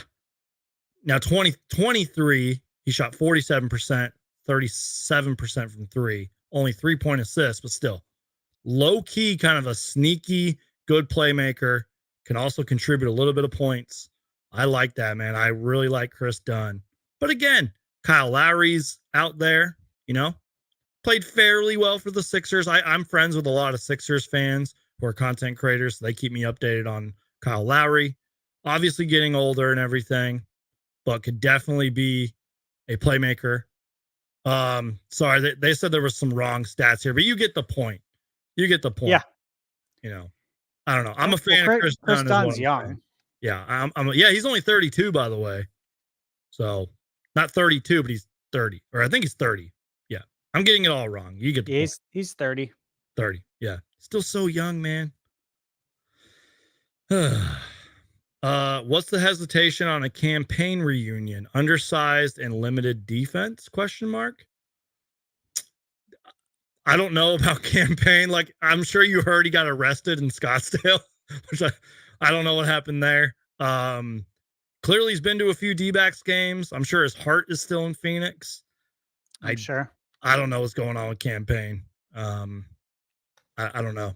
I would, like, again, if I know something, if I hear something, sure, I'll tell you guys, but I don't know, you guys. The Suns haven't done anything. We're literally 2 hours into free agency, just hit the 2-hour mark, and the Suns have done nothing.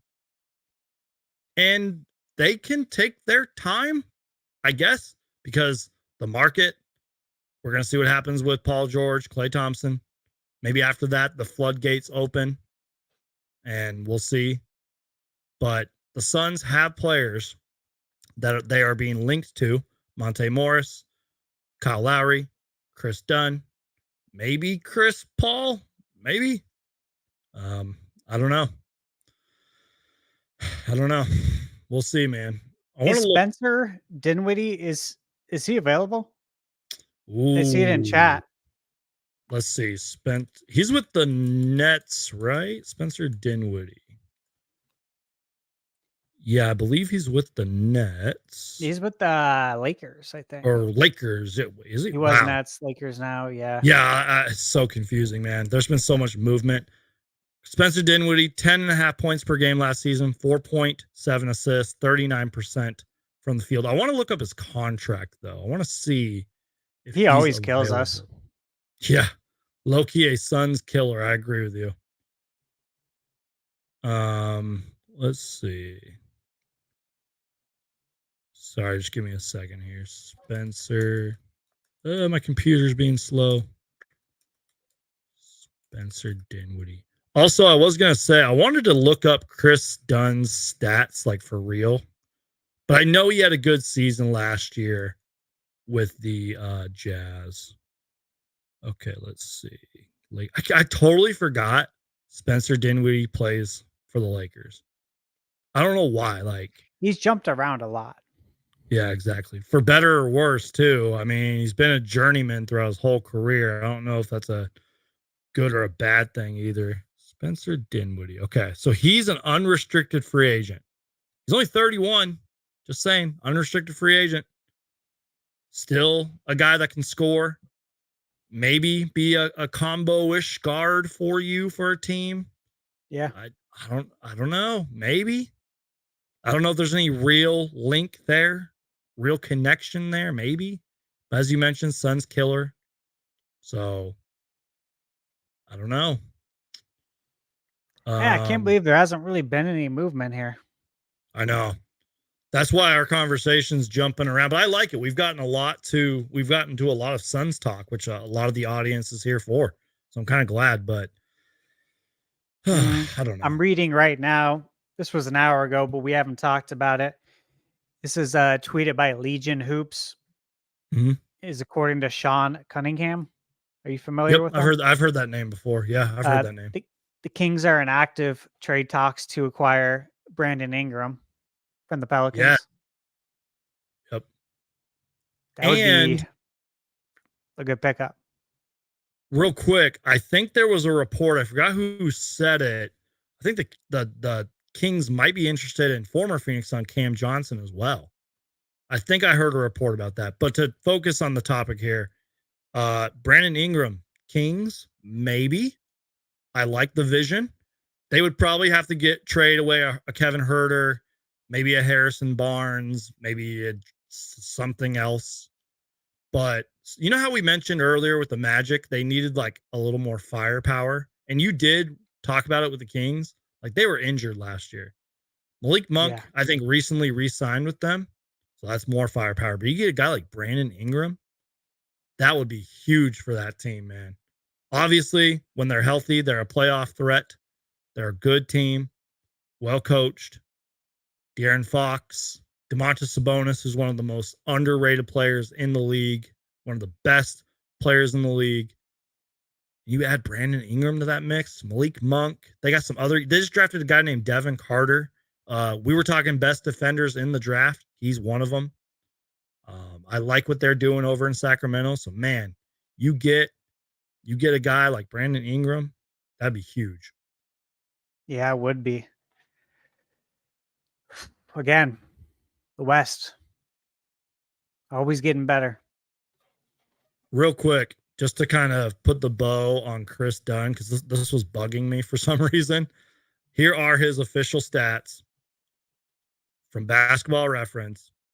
Last season, 66 games, 5 points, 3.8 assists. Like I mentioned, I knew it was around the three assist mark. 47%, 37% from three. Because earlier there were some stats that weren't accurate. But I appreciate the commenter that put that in there.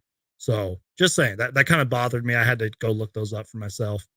But either way, you're getting a scrappy, good defender, only 30 years old, can score, play make a little bit. I like Chris Dunn, is what I'm trying to say here. So, real quick, Steve, what else is there? Do you want to... I actually wanted to show you this. This comes from Bobby Marks. Now, again, I am not a salary cap expert. I don't know that much about the CBA, but Bobby Marks always tweets this stuff about like every team. Here's our offseason outlook, and I'll lower this little banner so you can see it fully. I can even fix the screen if you need it to. But that's our offseason outlook. Committed salary, $209 million. We are obviously way over all that stuff, the second apron. We have a $116 million tax penalty. Eric Gordon's probably gone. Josh Okogie up in the air. Drew Eubanks probably gone. Bol re-signed. Royce O'Neal re-signed. What happens with Nazir Little and David Roddy. I don't know. We just drafted Ryan Dunn and Oso Ighodaro. Jalen Bridges got signed to a two-way deal, and then we got our core five. So that is what is the Phoenix Suns are looking at here. By the way, just so for anybody who cares, you can have up to 3 two-way spots now. But that's only like a little bit of salary on your team. So, yeah. Just wanted to share that with you. Well, I love the comment. Me too. The picture is the picture you're referencing. Yeah. I love it. It's you can classic. take your second apron and shove it. I love it, dude. Hell yeah, Matt Ishbia. Hell yeah. Yeah. Oh my God. It's good stuff. You know, the thing is, everyone talks about the Suns and the salary cap stuff and how much they're paying. I always say, I'm sure you say the same thing, ain't coming out of my wallet or yours. Preach. So I don't care how far over we are. And it's nice to be able to say that. Yep. Because we couldn't have said that with Sarver. With Sarver, we would have been like, well, we can't get anybody then because we know he's not going to pay. Yep. So and that's one thing that's very nice. Whether you're a new Suns fan or an old Suns fan, especially the old Suns fans know, we would be having a completely different conversation if Robert Sarver was still our owner. I mean, the guy sold our G League team. He sold it. And now Matt Ishbia is like, okay, cool. I'll add that to the list. I'll get you guys a G League team. Don't worry about it. I got you guys. And him and Josh Bartelstein, and they did it. The Valley Suns. Can't wait, by the way. Could maybe see some of our rookies and two-way guys down there playing. Can't wait for that. Can't wait for them to release the jerseys too. Same. I've been waiting to see when that's coming out. But I was planning on definitely going to go check them out. They're going to be playing in Tempe. Yep. So I'll drive out there and go watch a game for sure. If I happen to be in Phoenix or whatever around that time, I'll definitely have to go to a game myself.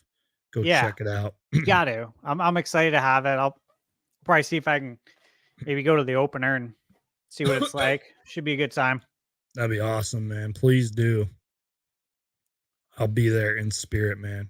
Yeah. Steve, while we're waiting, man, is there anything you want to talk about? Did you want to focus on the Eastern Conference? Do you want to we can literally talk about whatever, man. There's nothing happening. You know what I mean? Because everyone's waiting for Clay and for Paul George. So we can open up the floor. I'm trying to keep my eye on the chat. By the way, chat, if you got any questions, comments, anything, let us know. This is kind of just a free time right now. We can do whatever because nothing's happening. So, yeah. Sorry to kind of put you on the spot there, but no, you're good. I think I kind of anticipated this was going to happen. Yeah, we did. Let's look east. If you want to pull up the Eastern, and let's just briefly do what we did before and just kind of look at it. Yeah, give me 1 second. Which team's going to rise? Which teams we know suck? Yep. All right. It's not going to be as loaded as the West. True. It should be on the screen. Yeah, there it's it is. Up now. Cool. Let me lower this banner. So yeah, obviously Boston Celtics, defending champions. Yeah, they're not going anywhere. They're very, very good. You want to talk about the Knicks for a minute? Jeez. I mean, it's just wild because they signed McHale. Or they get McHale. They traded for him, yeah. And then I think the next day, OG Anunoby signs a huge, massive deal with the Knicks. Because when they sign McHale, you're thinking, okay, is OG going to be gone then? But no, they pay him a massive contract, and they have him now too. And I'm just looking at this. I'm like, God, you know, this is reminiscent of 90s Knicks. Yeah. With what they're doing over there. Because obviously McHale and OG are defensive studs. And I was telling my girlfriend about it too. She remembers. She doesn't follow the NBA like we do. She doesn't follow it at all, really. But she knows Mikhail. She likes Mhm, Mikhail and Cam, who didn't. mhm. But I was telling her, I was like, Mikhail got traded to the Knicks. And I was just saying, I really hope their fans, the New Yorkers out there, treat Mikhail good. He's good people. And I hope he's treated well over there.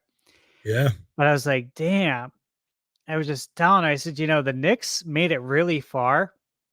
And they were such a next man up mentality team throughout the whole playoffs. I mean, you didn't have Randall yeah. the whole playoffs.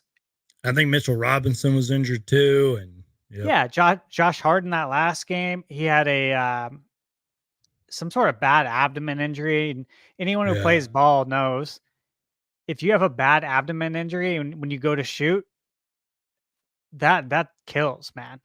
Like it's very hard to hold your form if you have an abdomen injury or anything with your ribs. Like I've cracked my ribs a couple times, and that's very painful to try and play ball. Let jeez, alone even sneeze. yeah. Sneezing with cracked ribs is the worst.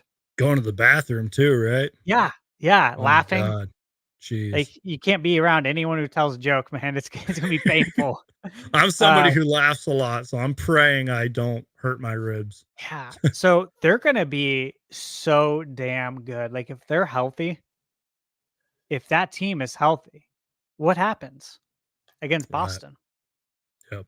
I think it's really fair to say that if the Knicks and Celtics go head to head in these finals, it's anybody's game Preach. with both those teams, with those rosters, if they're healthy.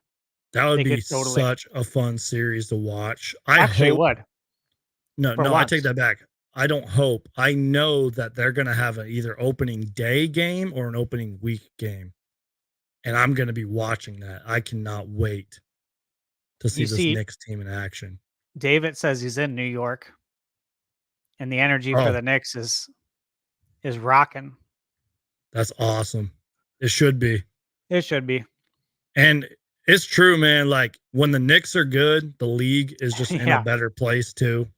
Um, and just seeing like the Knicks were they always had like these high kind of expectations every year for a long time, and sometimes they made the playoffs, sometimes they didn't.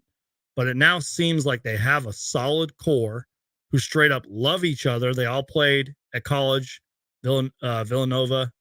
I think yeah, that's correct, right? Yeah. yeah. So It these is. guys know each other. They have the chemistry. And I mentioned this earlier on the show, and I really believe it. A lot of their bench could probably start for some NBA teams.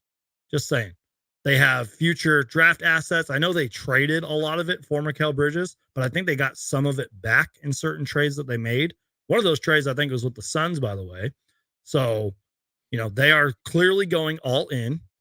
And you mentioned it, Mikal Bridges, OG Anunoby, dude, in their starting five. There's even rumors they might get Isaiah Hartenstein back, who played very, very well for them last year. You did. He's a big part of their offense and their defense. If they can somehow get him back, that is huge.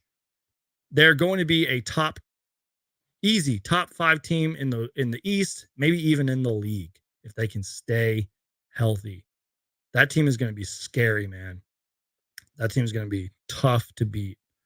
Teams better be ready because the Knicks are going to lock teams up. The So, Bucks, I don't know about the Bucks. well, the Bucks are still gonna be. They're still gonna be there because Giannis was hurt, right, Yeah, in the and playoffs. Damian Lillard, I think. Yeah, that's Yeah, kind of and, why they and flamed out. Yeah, right. So give that team another year to figure it out. I still think the Bucks are making the playoffs. There's no doubt yeah, about yeah, yeah, that. yeah, yeah. Like the top 6 teams are still making the playoffs, right? I think Yep, we could probably agree with that. Cavs, Magic. Yep, Philly stays healthy. yep. If Embiid stays healthy, because Embiid's always injured, he's got to stop falling all over the court. He's got to stop flopping and flailing. Start playing real big man basketball. Start using your body like you're a true giant out there, because you are. Preach. You got the height and you got the weight. Stop falling all over the place, and you won't get injured so often. Miami, I mean, you always have to respect the Heat organization. Yep. Seems like they're always in it, even when they're not. Kind of like this season. Like, I knew they weren't going to do anything this year. I just knew it. They're one of those teams that needs to remember you got to play good in the regular season. You just have to. Plus, there's question marks around Jimmy Butler. I know they just got Bam Adebayo back, but who knows what happens with Jimmy. So, yeah, it is true. You know, so we'll see what happens there. We'll monitor it. Chicago. Oh God, don't get me started on Chicago. I know. They're on the verge of a very long overdue rebuild or a very, very strong retool. I talked about this with my friend Super Mario Hoops, who's a Bulls fan. Don't be surprised if they straight up blow it up. Just don't be. It's probably going to happen. You know, I won't be surprised. You and I have talked about this too, and it's so long overdue. Zach LaVine obviously is. It's no secret that he's being shopped big time. He's in all the rumors. Like, if I go to Hoops Hype, it's all over on Hoops Hype. And so if you bring Zach back after you've shopped the heck out of him, that ain't going to be good. So the fact that he's being so heavily shopped and nobody's biting, that's probably concerning. DeRozan ain't getting any younger, but he's still playing good, because his game's not super. It's not super athletic. He's a mid-range assassin, so he can maintain this game. I think he's going to continue to produce. But then you look at, they got Giddey. Yep. So that was an interesting pickup, because again, I don't know what Chicago's doing. Yeah, I really don't. Lonzo, who knows? You can't even count him, really. Even if that he hasn't team played is forever. Yeah. Let's say let's say Lonzo comes back healthy. Let's say they trade LaVine. Let's say DeMar stays.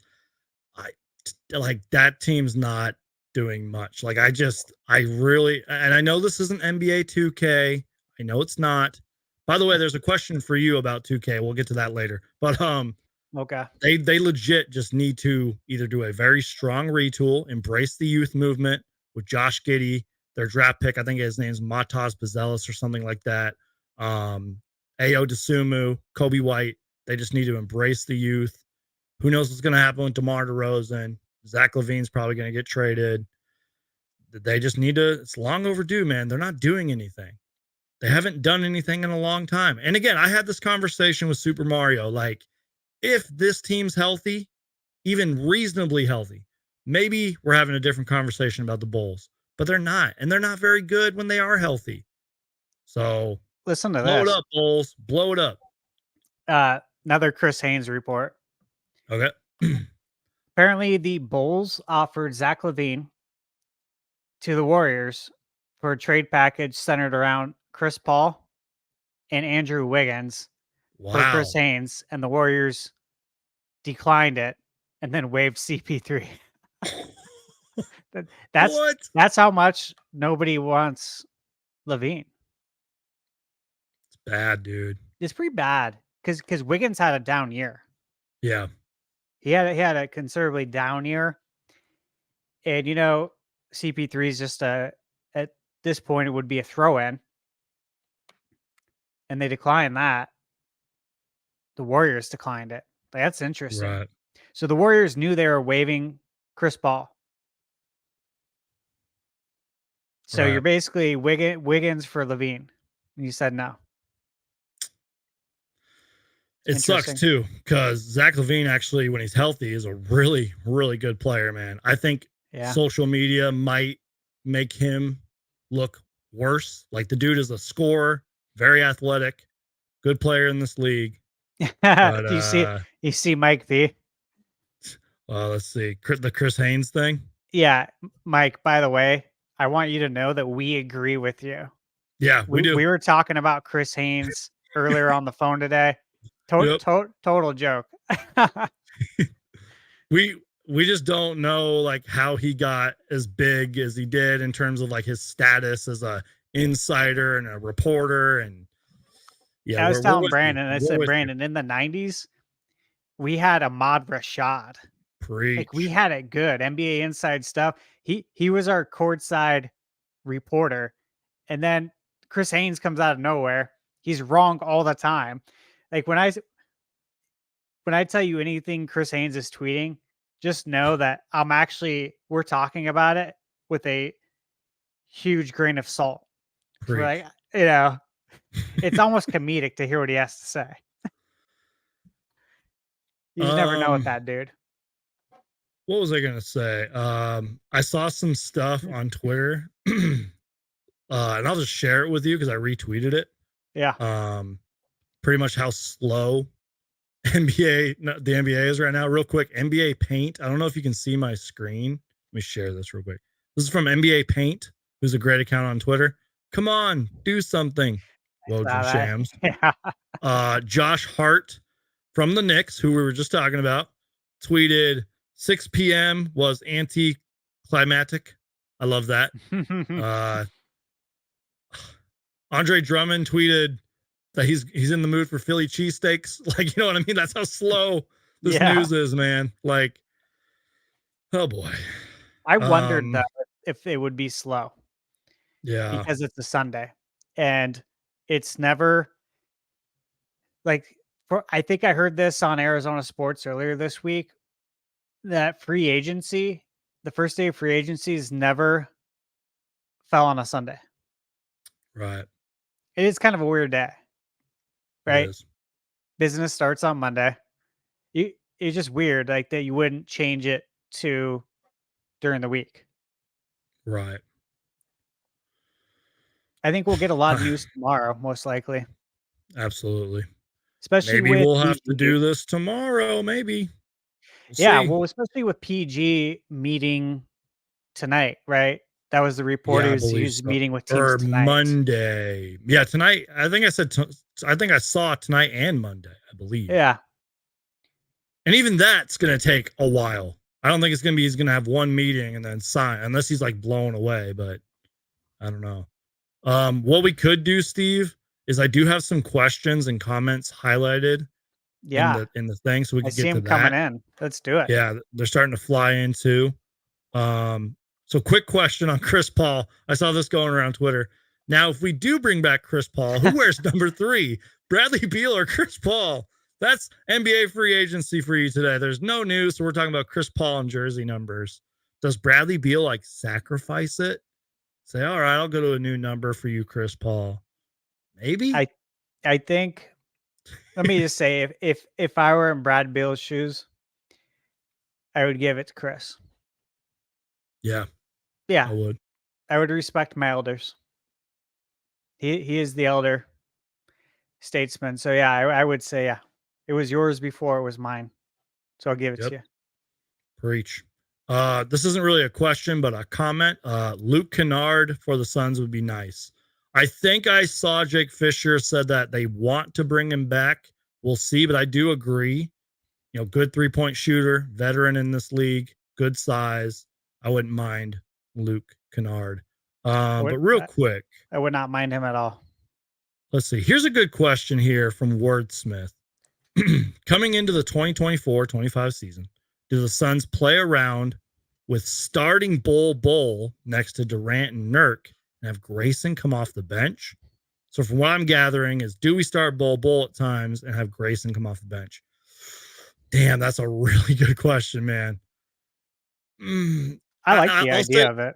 yeah, I see the vision. I like the idea. And coaches, sometimes for better or worse, experiment. I could see this, but you would have to do this early. You couldn't do this like past the trade deadline. You couldn't do that. You got to know who your guys are going into the playoffs. I can see it happening early. I have mixed feelings about Grayson coming off the bench, but what do you think? Well, I think it would help our bench unit, obviously, having Grayson out there. It would help extend the defense. I like the idea of Bull and KD playing together because of their height and length. I think that would be fun because either Bull or KD are going to be playing small forward, Mm-hmm. and they're going to have a major advantage. So I like that idea. There ain't any small Yeah. forwards out there that are 7 feet tall. They're playing small Preach. forward. Yep. Closest thing is Franz over there in Orlando, right? Yeah, I Franz plays believe small so. forward. Yep. That's the Long, closest thing. athletic. Yep. Mm-hmm. Yeah. So he would have a automatic height advantage, massive height advantage. Him or KD would. So I like that idea. And I think if Grayson came off the bench, like as far as how Grayson would handle it, I think he'd handle it fine. Yeah. I do. So again, like you said, Brandon, I think that's something we could try out and in the beginning, see how it goes. It's an Yeah. option. Yep. Good question. Like I said, I have mixed feelings about Grayson coming off the bench, but maybe that's just because he had an excellent season starting. Obviously, he's here, which I am super happy about. I'm glad he resigned. He really does want to be in Phoenix. And I think you and I have had this conversation, Steve. I've had this conversation with lots of other Suns podcasters and Suns people. Grayson Allen's leadership and maturity this season was amazing, especially with those reports that it was like a toxic locker room and the Frank Vogel disconnect and all that. Grayson Allen was so professional. He even said multiple Was times, like Royce O'Neal, I want to be in Phoenix. Do not trade me. I love Grayson Allen. I think he would welcome it. They need him to come off the bench. Sure, as long as we're winning. yeah, As I long think as he'll we're do winning, whatever, man. Yep. whatever's asked of him. He just wants to win. Preach. So Preach. he was exceeded expectations. So real quick, unless you have anything, this is a question for you. Yeah. From Wordsmith here. Question for ThunderStash. I checked out your gaming channel, which by the way, link down below in the description. Do you play much 2K? Favorite video game of all time and favorite video game of 2023-24. Welcome to the SunsGeek Free Agency Show where nothing's happening. We're talking about Steve's awesome gaming channel. Okay, so when it comes to 2K, I started playing 2K when it came out the first year on Dreamcast. I bought a Dreamcast when it came out on September 9th, 1999. I'll always remember that release date because it was 99.99. And I grew up playing NBA Live before that. Played NBA Live for years when it first one came out, NBA Live 95. Real quick, Steve. It seems like Paul George is definitely going to leave the Clippers. That's being Good. reported by Woj, Shams. So sorry to interrupt. I just thought I would tell you that real quick. Yeah, I'm That glad. really broke as the question was asked. So, but keep going. I'm sorry. Yeah, so as far as 2K, I was playing my team for many years, but 2K's changed a lot. They are a very greedy company now. Without Yeah. going into it too much, you know, I'm obviously I enjoyed my team on NBA 2K, but now it's buy team as we call it. You got to buy your Mm-hmm. team, Ugh. and I don't like what they're doing over there at 2K Sports and Visual Concepts. Not into it, and it's unfortunate because that is the only option. And it's like EA, man, this is your time. From what I've gathered, they still hold an NBA license and they don't do Yep. anything with it. Now's your time to bring back NBA Live because there's a lot of people that do not like what 2K is doing. They don't like their business practice. I wouldn't be surprised if 2K like gets rid of my team and just does my team mobile because they did that this year. You can play Hmm. my team on your phone now. Okay. And it's not that bad actually. As far as gameplay is concerned, if you use like a controller, you know, I tried it with the touch screen. It wasn't horrible, but Right. yeah, not a fan of what they're doing recently. And the fact that they got rid of the auction house was horrible. It ended up being an absolute terrible experiment, and the gamers suffered because of it. So I don't know if I'll pre-order or if I'll even buy. I uninstalled the game in January. That's how pissed Yep. I was. You told me that. Yeah. Yeah, You and told I me had that. like over 2 million MT that I had earned in the game. But you can't do Yeah. anything with it because they only allow you to buy cards with virtual currency, so real Mhm. money. Like I don't even want to get into their business practices. Favorite game of all time? That's a tough one because Yeah. I haven't even unveiled like what my favorite game is on my channel because I don't really. It would be very hard. I will tell you, yeah, I grew up on Nintendo. I play all the Nintendo. I play PlayStation. I have an Xbox. I have all the consoles. But Zelda will always be, what probably one of my favorite of all times. The original Zelda, A Link to the Past on Super, Ocarina of Time on 64, Breath of the Wild, obviously all those. Love the Mario games. Really all the Nintendo stuff. I was just Sony, gonna say that's hard for you to answer because you've been playing video games for as yeah, long as you can remember, and look how many epic video games are behind you. And I yeah, know your history with gaming. Like, holy cow, dude! yeah. I That's a grew up tough on question regular to answer. Nintendo. I was Exactly. born in '85, so I grew up. I have two older brothers, so I was playing Nintendo when I was like 3 years old with my brothers, and Hmm. have never stopped. So I have all the consoles. Like I would say my game of the year right now would be Final Fantasy VII Rebirth. I put in over 200 hours on that game. I absolutely loved it. It was so good. I have very fond memories of Final Fantasy VII on PS1. So when the Hmm. remake got announced, it was going to be 3 games. It was very exciting. And I thought Rebirth exceeded expectations. And then I've been playing the Elden Ring, Shadow of the Erdtree DLC. That's been fun. Yeah, man, I play everything, everything. That's why I review new games. I review retro games.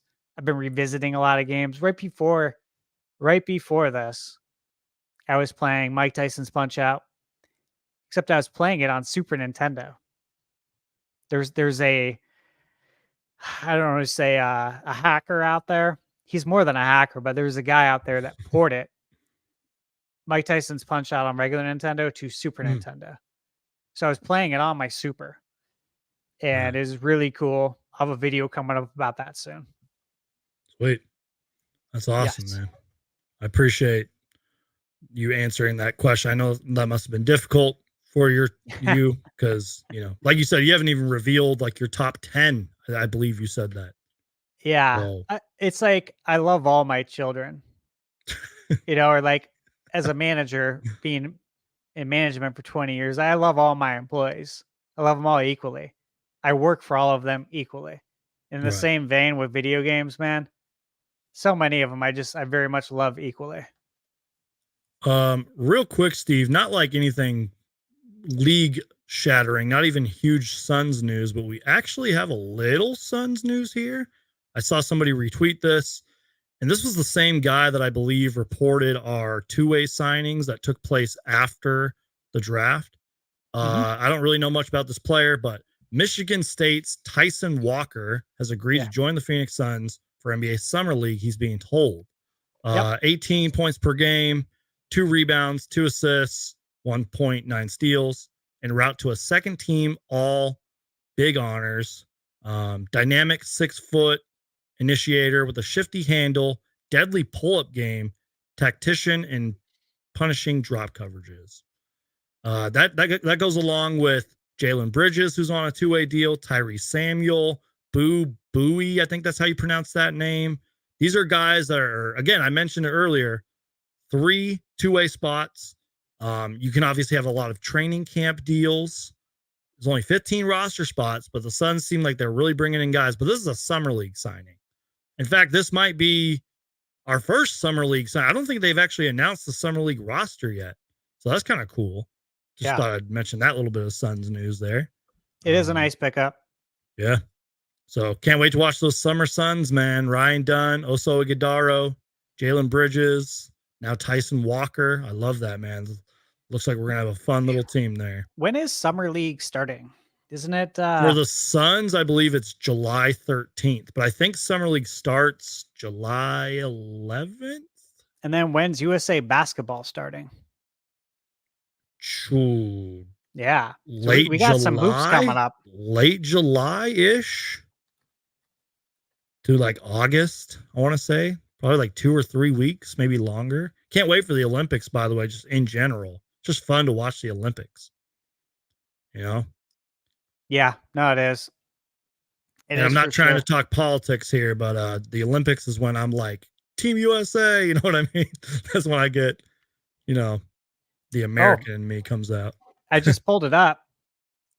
It says FIBA Men's U17 World Cup against China is scheduled for July 2nd at 2:30 a.m. Gotcha. Mountain Standard Time. Uh, and then the basketball showcase against Canada is Yep. July 10th Oh, at 7:30. Canada's loaded this year, by the way, in terms of their roster. Yeah, so it's starting up soon here. Yep. So that'll be Can't wait. nice. Can't wait for Summer League. Can't wait for Team USA. It's gonna be a lot of fun, man. And just like I That's said, the Olympics in general. Can't wait. yeah. It that's one thing I always like about Olympic years is that it makes the summer more manageable as a Mm-hmm. basketball fan. Because obviously summer's tough for the basketball fans. Yeah. Once the finals are over, it's like, oh man, it's a long Yep. wait. Yep. And obviously we got football that comes up pretty soon here. We got baseball, Yeah. but ain't nothing like basketball. And so it's nice to have this USA basketball because it does make things go by a lot quicker. Yep. Steve, I'm kind of scared to end the show, but like there's nothing going on, like I love Yeah, talking Suns basketball. I love talking with you. I feel like we've touched on like everything, like everything that at least there is. I think So, so. and we've gotten questions from the chat and there's a couple questions we could talk about here, but like, I feel like if I end the show though, that's when the news will kick in. But I honestly don't think anything's going to happen until Paul George and Klay Thompson do their thing. That's what I think is going to happen I because do too. And I don't think it's yeah, going to be today. today Yeah. because, well, I don't know why. I can't give a because, but I think part of it's being a Sunday. Yep. Just I something agree with about you. business on Sundays. Yep. So again, like we don't have to end the show, but if you want to, that's okay because there's nothing that's really going on. Is there anything you would want to talk about before we wrap up this show? Um, anything on it can be anything, man. Anything on your mind? You got anything going on in your gaming channel that you want people to know about? I don't know, man. Like Bees says right here, just go live if when something happens, Brandon. Exactly. Like I'll do my best. If something crazy happens tomorrow, yeah, I'll be live. But I thought this was gonna be the show. But I'll probably be live. You guys know me. Yeah. So yeah. So again, man, anything you want to end the show on? I got the next video coming up again, Mike Tyson's Punch Out, but for the Super Yo, Nintendo. So gotcha. very interesting. It was ported over there. That should be fun. That's the next thing I got coming up. I got tons of content planned though for retro game reviews and current games. Gotcha. But that's about it. It's summertime. Yep. So as we all know out here in AZ, spend as much time as you can inside. If you got to go outside, it's to run a few errands or go hit a pool because it's hot. Yeah. There's a Yep. lot of gaming coming up. But I'm at least glad though that we got some USA basketball stuff in a couple of days, July Yep. 2nd. So Can't good, good wait. on that. D-Book, KD will be there. It's gonna be like an all-star game, almost every game. Don't sleep on Team Canada either. They are loaded, and it's gonna be a lot of fun. Is Shy playing over there? Yep, he's on that roster. You think the They FIBA are. refs will send them to the free throw line as much as the NBA refs? I know that's actually a good question. I don't think so I because don't think so either. they overseas basketball they play physical. I think there's going to be a lot of. I think the refs are not going to call it. Hopefully that's the case too. I We'll hope see. so. I hope Yep. so. I And kind as of like Mike that B brand better. and as Mike B says, no injuries. Yes, no injuries to any of our NBA players, especially KD and Book. Please God, no injuries. Yeah. So Yeah. Steve, again, I hate to end the show because I feel like something might happen if we do, but I think we've run the course with this over 2.5 hours. Yeah, I think This so. was a blast, man. This was fun. I couldn't have done this without you, man. Thank you for being here. Thank you for your insight. Thank you for your opinions. Thank you for your stories. I know you did it. Oh, wait a minute. See, right when I was going to end the show, What happened? Eric Gordon has agreed to a deal with the Philadelphia 76ers. I knew something was going to happen. I knew it. Wow. So that's okay. So that's where Eric Gordon is. Let me just pull that up before we end the show. We don't have to spend too much time on it, but I knew something was going to happen, dude. Yeah. I kind of like that for the Sixers, though. We can spend a couple minutes talking about it if that's okay with you. Yeah. I like it for the Sixers because, like I said, they got all the salary cap right now. Let's be real, they're probably going to get Paul George, probably. So this adds a veteran player, as we all know, a player that when he is streaky and consistent really helps your team win, can start for you at times. He'll be a good veteran for Tyrese Maxey. I really like Eric Gordon to the Sixers. Not sure if you have any thoughts on this. I think he'll like playing over there. Yeah. I'm texting my friend Romp right now because he's a big Sixers fan. Yeah, I think that's a good pickup. I'm glad he's going to the East, so we only have to see him twice. Yep. Because you know what happens whenever. Obviously, we didn't trade him. He was a free agent, chose to sign with them. But I feel like guys who used to play for us, when they end up playing against us, they kill us. Yep. And Eric Gordon kind of killed us prior to signing with us. He always played well against us. So I'm just glad he's going to the East. Rather him go there. Former Rocket and their GM, Daryl Morey, who's running the show over there. Yep. And again, like I mentioned earlier, they have the roster spots open first off, but they have the salary cap. And I low-key like that move. They picked up a guy in the draft named Jared McCain from Duke who also can score. And like I said, okay, more breaking news. I'm so glad I didn't end the show. The Clippers have announced that Paul George has decided to sign with the team. The Philadelphia 76ers are expected to be the leading suitors. Shams and Chris Haynes are reporting that. Oh, wow. And Chris Paul to the San Antonio Spurs. What? That's Chris Haynes. What is going on? Thank God I didn't end the show. What? That's crazy. Okay, hold on. I'm just trying to... Dude, thank God I did not end the show, dude. Okay, give me a second here so we can pull this up so you guys don't think I'm crazy. This is actually happening. We'll get to Paul George in a minute. But if Chris Haynes reporting is true, it's on the screen right now. Chris Paul intends to sign with the San Antonio Spurs. Shit, man. Him and Wemby. And I believe they got a guy named Steven Castle in the draft who was really well scouted, and there's a lot of draft experts that are a big fan of him. They also have Devin Vassell, great 3-and-D wing player who I think they highly value over there. Chris Paul. So that means no Chris Paul to the Suns, unfortunately. But man, Wemby's going to learn from him. I'm sure he's going to love playing with Wemby. Well, at least we can rule that out now. Although, mind you, it is Chris Haynes, says Wordsmith. But I don't. True. In all fairness to Chris Haynes, I don't think he would make an announcement like this if it weren't true, you know. I'll You'd hope. kind of You'd hope give, to God not. yeah, I'll kind of give Chris Haynes the benefit of the doubt there, but it is true. Shams hasn't reported it. Woj has been quiet. Like, Woj, are you okay, man? Like, is everything okay, Woj? Oh my Yeah. God. Oh, and Chris Paul and Greg Popovich. I Yeah, I mean, was thinking that too. that's wow. That's your breaking news, everybody. That kind of saved the show here. Looks like we're going 3 hours. We have a decent amount to talk about for at least 15 minutes.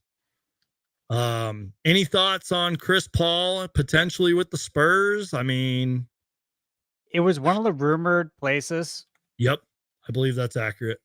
and again, we looked at the standings for the West. We talked about what teams are going to improve, and we were just saying that the Spurs we know are going to improve. They're going to get more wins. Well, that's for sure. Yep. You As were long right. You again, called it. You again, called as it. always with Chris, as long as he stays healthy, which he seems to stay actually pretty healthy in the regular season. So let's be fair there. And adding Chris to this roster with him and Wemby, man, Stephen Castle, Devin Vassell, young yeah, core. Yep. yeah, this is that's a big pickup. Even Yep. even as old as Chris is, we're the same Yeah. age. Our birthdays are hours apart. We're both 39 years old. So we ain't getting And any younger. And speaking of that, Greg Popovich, one of, if not the greatest coach ever, obviously getting up there in age. Maybe he can be like, Chris Paul, can you just kind of coach these guys, please? You know what I mean? Because we all know Chris Paul knows how to do it. So, and I know Greg Popovich has his assistants to do that, but he can be like, Chris Paul, teach these young kids some things. You know what I mean? Yeah. I wouldn't be surprised if Pop's able to figure out how to extend CP's career. Oh, God, could you imagine? Yeah. Man, maybe fast forward to next offseason. Let's say the Spurs win a few more games like we talked about. Wemby keeps having a great season like he did. All of a sudden, he's like, "Hey, Chris Paul, you want to come back again? Let's run this back. Let's do it again." And Spurs are only going to get better. They have tons of assets, tons of youth to build around Wemby. I mean, I heard a stat, and I have to double check this for sure. Wemby only played, I think, 27 minutes per game last year. 27 minutes. And he was the Yeah. rookie of the year. One of the best rookie seasons we've ever seen. You know what I mean? Yeah. And now he's going No, to be playing that's with the thing. Chris Paul. He didn't play a ton, and we saw like what he's capable of. It was some crazy stuff. And it's going to be scary with CP setting the table. Who was running point guard for him? Uh, you know what's funny? I think they had, and it failed. They had Jeremy Shohan running it for them. I remember they tried to have him do it a little bit. Yeah. I don't think they had much actual point guard play. I don't remember if Trey Jones is still there. I That's forget, but yeah, I couldn't recall if he was or not. That's yeah. who I was thinking. Yep. Let's see, Spurs roster. Let's see. Yeah, he's still over there. Just wanted to share a graphic from Legion Hoops that Jordan sent me. Appreciate you sending that, Jordan. Legion Hoops, quick with it. There's a little Photoshop. Chris Paul, Wemby. Nice. There it is. And again, I know we were picking on Chris Haynes a little bit, but I doubt he would make a report like this if it wasn't true, you know. And maybe he's closer with Chris Paul than we know. So just saying. Yeah, we saw the Eric Gordon stuff, you guys. Just let the chat know. We did see Eric Gordon, the Sixers. Yeah. But yeah, Paul George. That it's crazy that news broke back to back. Paul George leaving the Clippers for real. That's been reported. Again, Just I'm glad that he's going to most likely an the Eastern East. Conference team. Yep. Mhm. Like, this is good news in that aspect that I would rather all of us in the chat, I'm sure, we want to see those types of players go to the Eastern Conference. Yep. Please get out of here. Get out of the West. The West is always super stacked. So, especially since Paul George has some random beef with Devin Booker as well. It's random, but those two guys do not like each other for some reason. But so yeah, it's looking like Tyrese Maxey. I'm not saying this is their starting lineup, but I'm just saying these are the players we know of the Sixers: Tyrese Maxey, Eric Gordon, Joel Embiid, maybe Paul Reed, Ricky Council, who he actually played pretty well for the Sixers, and Jared McCain, who they drafted, Adam Bana, and I'm sure they got tons of salary cap space. Maybe Kelly Oubre returns for them. Maybe. We'll see.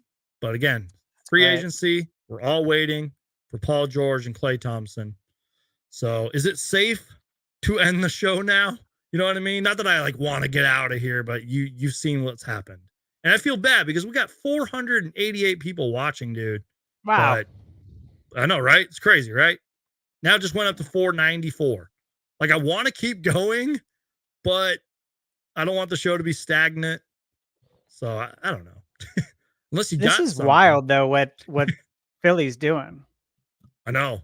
Because you remember Philly was until Embiid went down, which again, that's a common theme with Embiid until he went down, right? Yep. How many times have we said that? Like they were doing great until Embiid got hurt.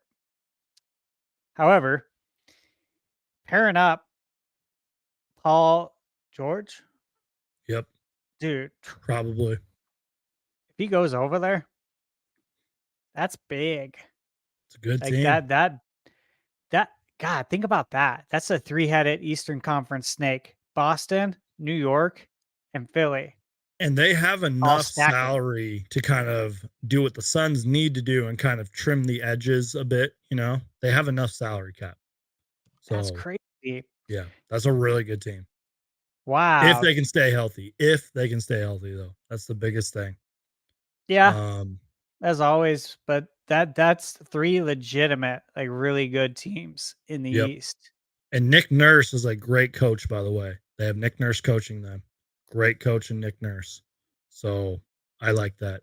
Real quick, just a follow-up on the Chris Paul stuff. Again, this comes from Chris Haynes, but it seems pretty legit now. Quote, Chris Paul had great talks with Spurs coach Greg Popovich and was sold on the culture and opportunity to help elevate the game of Victor Wembanyama. CP is eager and motivated to showcase he still is an elite guard in the league. That's all coming from Chris Haynes. Sucks that he's not going to be with the Suns, but I'm kind of curious to see what he does with Wemby and the Spurs young core. So that's what it's looking like. Just thought I would share that too. Wow. And Mike B says Spurs only had about 26 million to spend, right? CP must have gotten the MLE mid-level exception. Yeah, I believe that's correct. I don't think they were in the top 5, I don't believe, in salary cap, but sure they were in the top 10. So they probably have the money. I don't think the details of the signing have come out yet. I'm sure we'll find that out soon. Yeah, so still waiting on figuring out where Klay is going to go. Yep. And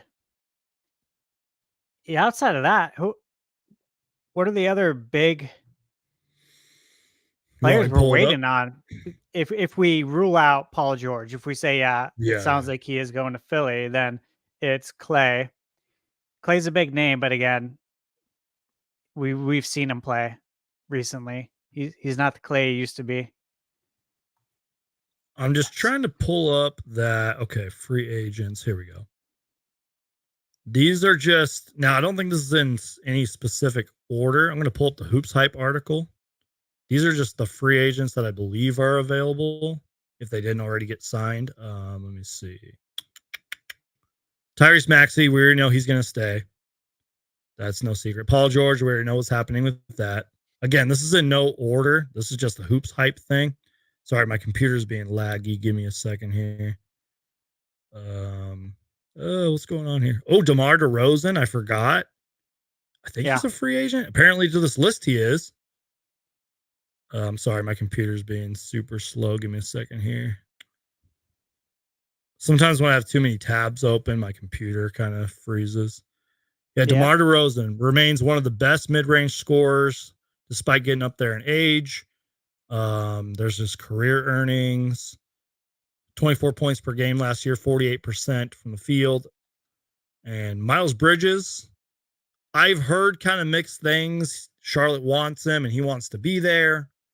There was that whole Suns stuff that happened, the whole Suns rumor, you know. Yeah. Um, let's see. Tobias Harris, he had a rough year for the Sixers, but I can see some team that's trying to get up there, like go get him. I mean, you got to spend the money. You got to spend the salary cap. People in the chat are saying it's 1 year, 11 mil for CP3. Not sure if that's Uh, been has it been officially reported? do you see Eduardo's chat there? Jonas to the Wizards. Did Yeah, Valanciunas go to yeah, I Washington? just picked up my phone. Yep. Oh wow. So that surprised me. For some reason, I was like, he's probably going to be like a Laker or something. And I'm glad. I think Jake Fisher might have had this first. Not the actual tweet, but he said, I think his reporting said the Wizards are interested in Jonas Valanciunas. 3 years, Yep. 30 mil. I'm Okay, glad. so the Wizards, I just thought about this. The Wizards drafted Alex Sarr. Let me pull up the tweet too. The Wizards just drafted Alex Sarr. So that kind of front court, if you will, Alex Sarr, Jonas Valanciunas, has some potential. I'm not saying they're going to be any good. They're going to be another lottery team again. They'll be like top 5 in the lottery. But that front court, Jonas and Alex Sarr, who's a really good defender, I like that for the Wizards. Who knows what happens with Kyle Kuzma? Maybe he's traded, maybe he's not. But they're building something. They have the salary cap, they have the assets. I kind of like this for Valanciunas and the Wizards. I kind of like it. Maybe that's the optimism in me talking. Sorry, I'm trying to pull up the Shams tweet. My computer is just so Again, slow. I'm just glad he's going to an Eastern team Yeah. because he's good. He's tough. He's Valanciunas is a tough dude. consistent. Yeah, he's consistent. He's tough. He's been a starter in this league for years. He's old school. If I was getting jumped in an alley, I would like him to come save me. You know what I mean? Yeah, Because he would like mess he's some old. people up. Exactly, like he's old school tough. He Yeah. really is. I like him. I like him a lot. So Okay. I'm glad he's just getting out of the West Yeah, I agree with that. because Sorry. he's Okay. very physical. Very physical. Yep. Sets hard screens. Plays very hard. I think he's had some good games against the Suns, if I can recall that. Like, He's had quite yep. a few good games against us. So again, that's another guy we only have to see twice now. Yep. I agree. Oh yeah, David mentions they just paid Rashad Holmes. Remember him? Of course. They paid him. Yeah.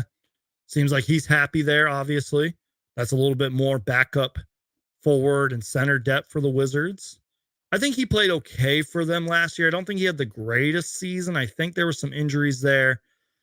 A guy that's dealt with injuries too, it seems like ever since he left the Suns. He was a fan favorite here in Phoenix. I loved Holmes when he was I did here. too. I liked him a lot. But I think injuries kind of hurt him though. But, you know, decent, big We've in had this so many league. guys play that power forward role that turned into Yeah. fan favorites. Holmes, Lou Amundsen. Can't forget Sweet Lou. Bo Right. Outlaw. Yes. We had so many guys that like played that similar role that we ended up really kind of latching on to. Stephen Hunter. He I more played love Steven center. Hunter. Yep. Yeah. Still works for the Suns, by the way. I'm sure you He know that. does. Yeah. Yep. Oh yeah. He's cool. I like Stephen Hunter a lot. I'm glad he's part of the organization. Okay, now that my computer's running a little faster, I know I'm late to this, but here's the Woj tweet about Valanciunas and a follow-up tweet saying agents Jeff Shorts and Michael Tellum, who I believe, if that last name is correct, is the brother or something of Matt Tellum, who we just got as an assistant GM for the Suns. That name can't be a coincidence there. Landed the deal with the Washington Wizards to bring in the veteran center of a young rebuilding roster in DC. 3 years, 30 mil for Valanciunas. So they just drafted Yves Missi. They have Zion. They just traded for DeJounte Murray. Are the Pelicans just going to go small? Do they have somebody in their backup plans? You know what I mean? Like, I know Yves Missi's like a center, but he's like a project at best. Like, and he's a rookie too. It doesn't matter if you're, it's like you're a rookie. So I wonder what they're going to do in terms of their front court. But I do too. Yeah, I like it. Yeah. Huh.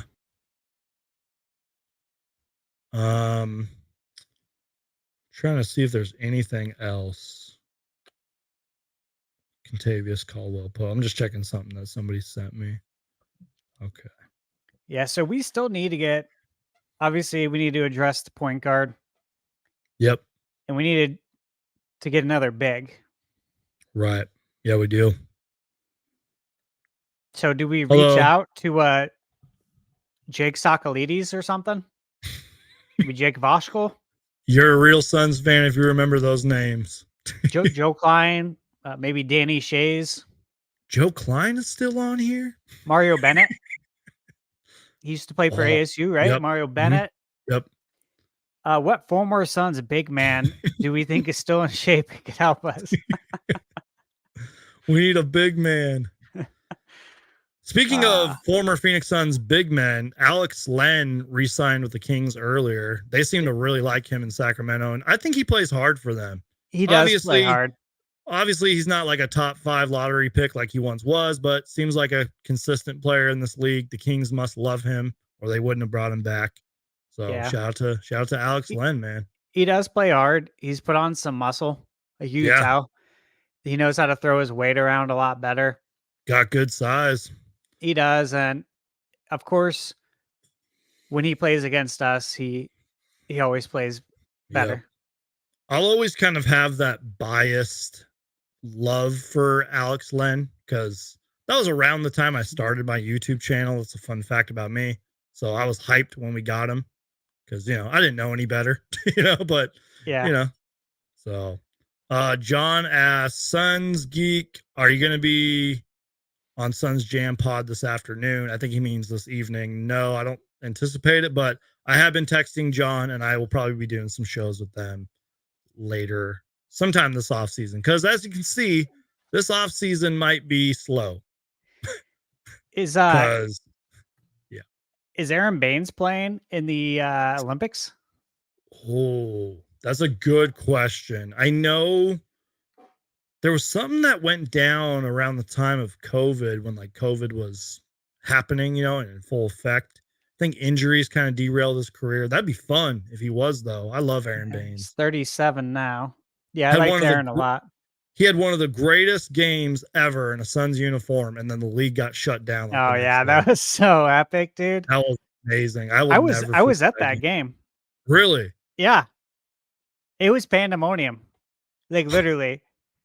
And we needed some positive stuff. So all jokes aside, I'm looking at Suns former centers. I'm wondering like what's going on with JaVale McGee, Robin Lopez, and not Miles Plumlee, but his brother. Yeah, Mason Plumlee. Yep. Is Mason locked in somewhere? I like Mason actually. With the Hornets, I believe. I'll look up his contract while you're talking. But yeah, those, and you know what? I don't really know much about what JaVale McGee did last year, but he played good for the Suns, man. and he would be awesome in a Budenholzer system. He did play so good for us. There were times that he outplayed, many times where he outplayed Aiden. I agree with that fully. By the way, Mason Plumlee's an unrestricted free agent. Let me look up JaVale McGee.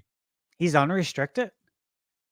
Yeah, Mason Plumlee's unrestricted. And that wouldn't be like a splashy signing, but that would be like a good serviceable signing, you know, a guy that can just bring you those backup center minutes. He always plays good against us too. Yep, plays good against us. Has played well for like the Clippers, and I think he was with the Clippers, I believe, the Hornets, you know, all those teams. From Duke, I believe. 11 years in the league. By the way, his agent, you want to know who his agent is? Mark Bartelstein, who is the brother of Josh Bartelstein. Yep. Mark Bartelstein. Yep. So trying to pull up JaVale's contract, but my computer keeps running slow. So, but I don't know. We'll see. We will see, man. Hot Rod Williams. Yep. Tyson Chandler. Dude, I loved Tyson when he was here, man. I was at that game when Dragan Bender threw that alley-oop to him, and we won the game. I don't know if you remember that. Yeah, I remember. Dragan Bender was out of bounds. Yeah. Tyson was kind of coming from the corner, lobbed up. Dude, I wish I had a phone too. I wish I would have filmed that, but I think I was just so caught up in the moment I didn't even think of it. But I was at that game, dude. My sister was with me too. It was so awesome. Do you think Busy? Yeah, Mike B says Mason would be solid though. I agree. What did you say about Busy? You think Busy's like he's available? Yeah. Bismack's free agent. Yep. I love Bismack Biyombo. I really liked him too. Pat Burke would be great. Mike B. Love Pat Burke. Love him. Yep. By the way, Pat Burke I haven't listened to the episode, but a while ago he was on the Suns Planet podcast. Shout out to Jake Fallen Founder and Sir Hamo and all those guys over there. Yeah, he was on their podcast. So how was it? Did you listen to it? I didn't listen to it yet. I've been meaning to, but they said it was a good time. And you know what? From what I did hear from that podcast, he criticized the Suns as he should. He didn't hold back on the Suns. That's what I was told anyway. So check out the Suns Planet podcast. Go listen to Pat Burke. Now, again, it was a while ago. I think it was during the regular season. But, you know. Well, speaking of Sir Hamo, he's in here, part of the Suns Planet podcast. He says, thanks, bro. You're welcome, man. We got a super chat real here from David. Tomorrow's coffee, $1.99 super chat. Thanks for the extended stream. You're welcome, man. Thank you so much for the $2 super chat. I do appreciate it. Definitely going to need coffee tomorrow if I do decide to go live, because we got to just wait. At this point, we're just waiting. And the extended show was thanks because of Eric Gordon and Chris Paul and Paul George. So got 500 people. 500 people in here, dude. But yeah, there's nothing left. And I'll be real, man. I'm kind of running out of gas, even though I have coffee right here. Kind of running out of gas, not gonna lie to you. But maybe it's crazy. We're waiting on what pretty much the biggest names: Westbrook, Clay, DeRozan. Yep. I have a question for you. If you want to keep going, is that okay? Yeah. So real quick, I've seen some small chatter. I've read a couple articles. This was asked by my guy, Logan.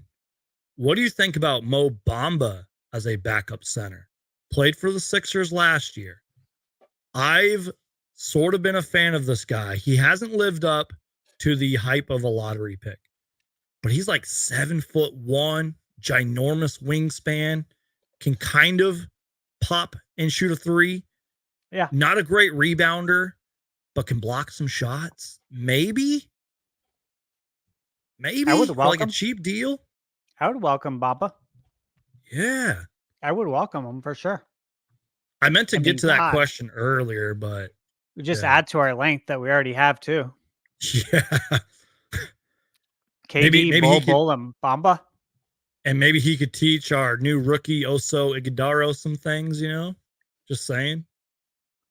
Mo Bamba. I would welcome it. He wants to sign for like a vet minimum or something cheap like that. Maybe. I don't know. I would like it. I would welcome Mo Bamba, who I believe is an unrestricted free agent as well. Mike B says Bamba and Bull could high five from sideline to sideline. I love that. And Speaking of the sidelines and the corners, they could also be out on the corner as well if we need some 3-point shooters. Maybe a little threat out there. But I would probably want Bamba rebounding for us, even though he's not a great rebounder. So, yeah. man, I don't know what's true and false here on Twitter. Okay, what do you got? Someone's saying Westbrook picked up his player option with the Clippers. Really? It says per sources though, and then doesn't list any sources. Yeah, I thought I gotta wait for the official award.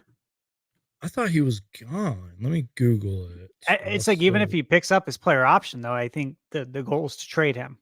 So yeah, no, that is correct. Actually, yeah, because he did. Yeah, he picked up his option, but they said that the Clippers and him apparently want to trade. Yep. Yeah, it was Jake Fisher. The Clippers are working hard to try to find a trade for Russell Westbrook. The Clippers are looking to trade Russell Westbrook. Even Sham said it, actively working on trades. I like Russell Westbrook, dude. I think some Suns fans would hate it, but once they actually see Westbrook play, and they would see that this guy is going to compete night in, night out. We need a point guard. I know he's like a combo guard, but still, like, we need a guard. You know, like, I don't know, man. I would love it.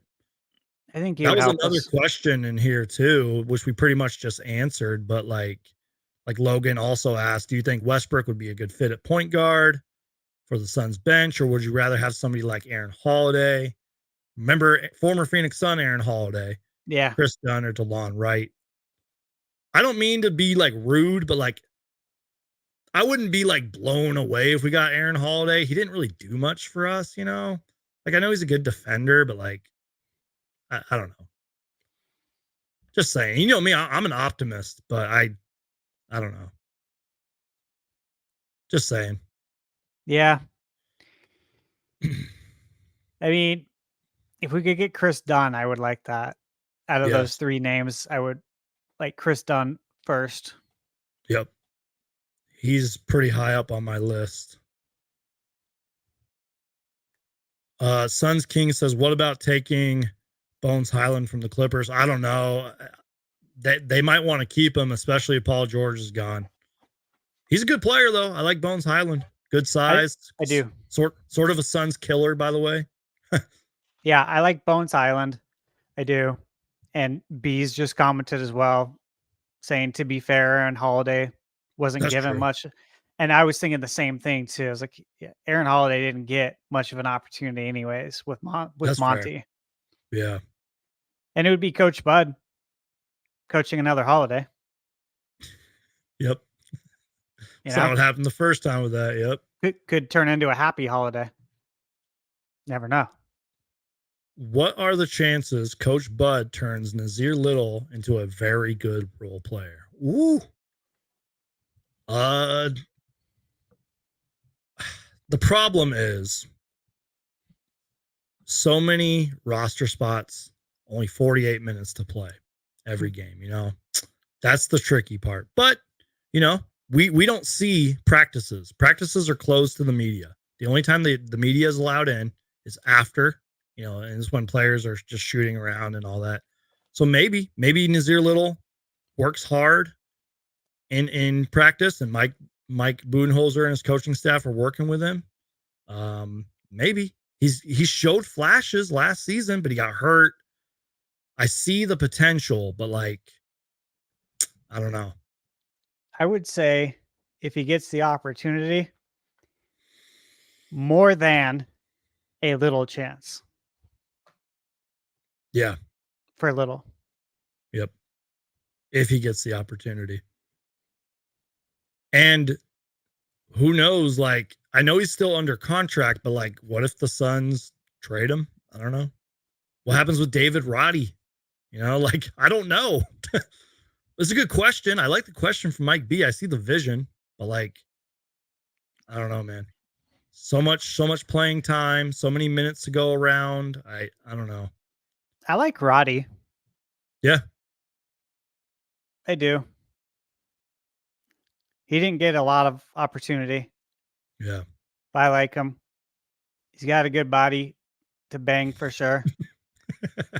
You know what I David mean? Like Roddy. he's built like a small tank. Yeah. I agree. So I like that. Plays hard too. We need guys that can play hard. Every time I see his name, just think of Roddy Piper. Is that a Great wrestler? wrestler. Yeah, I was like, I heard that name before. Great movie. They Live. Yeah. You seen that? They Live? I haven't You actually. haven't seen that? Uh-uh.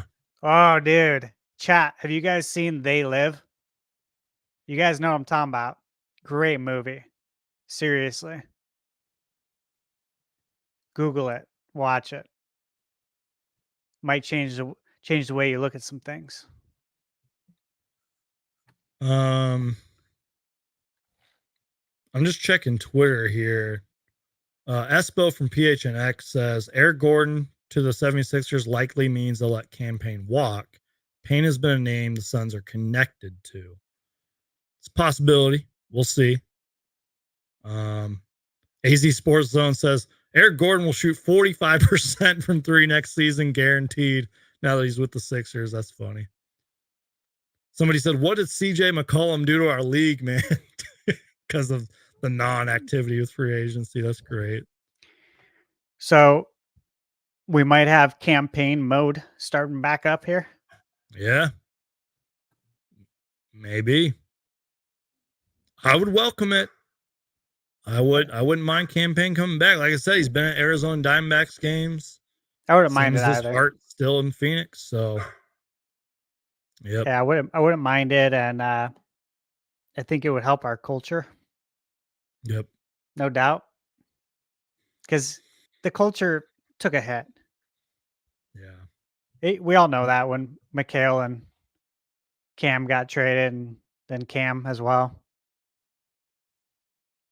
and then all we had basically returning from the Suns' final run was Book. Yep. Pretty much. Can't put a price tag on culture.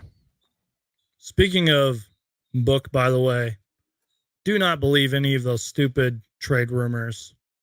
That stupid stuff that Stephen A. Smith is saying. I don't want to go on a rant, but just don't believe any of those stupid rumors.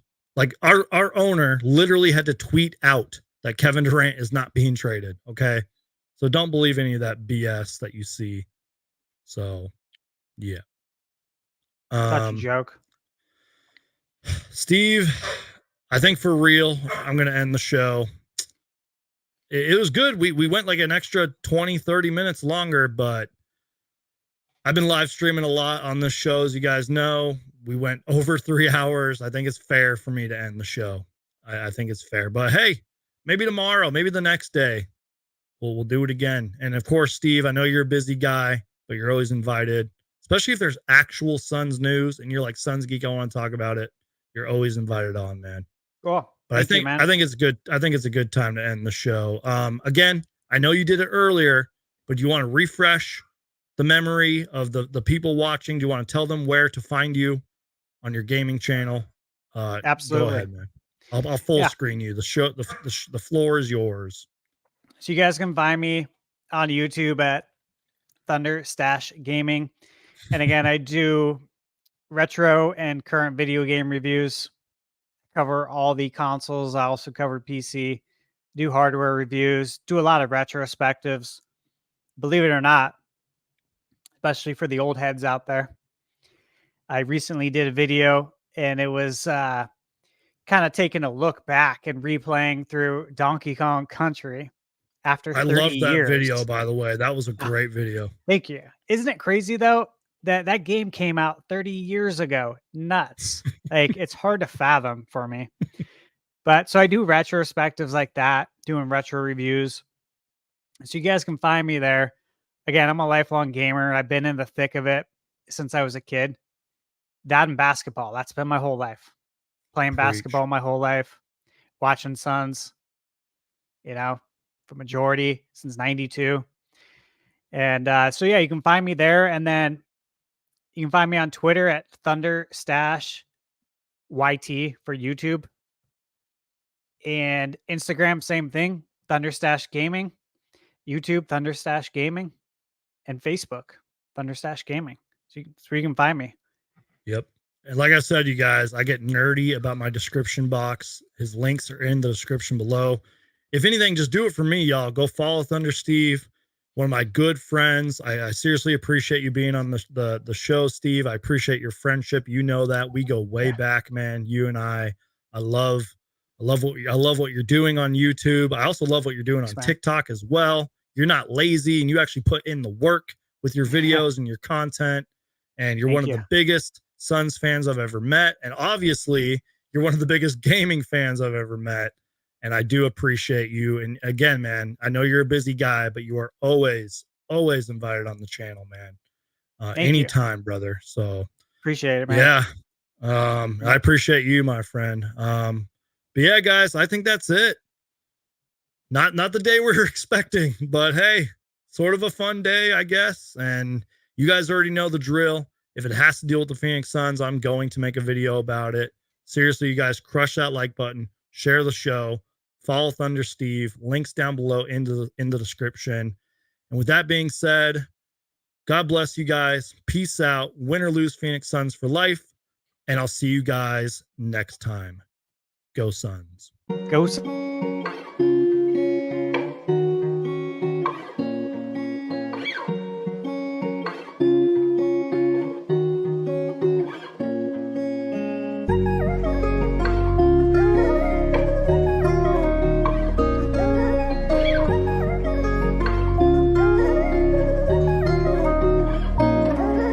What's up, SunsGeek?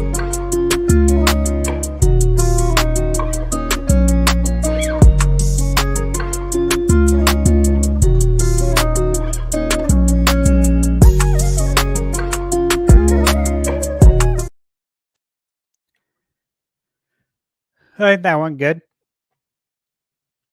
Computer's being laggy. Oh. Okay, there we go. Yeah, that was. Oh wait, we're still live. I forgot to end the live stream. Sorry.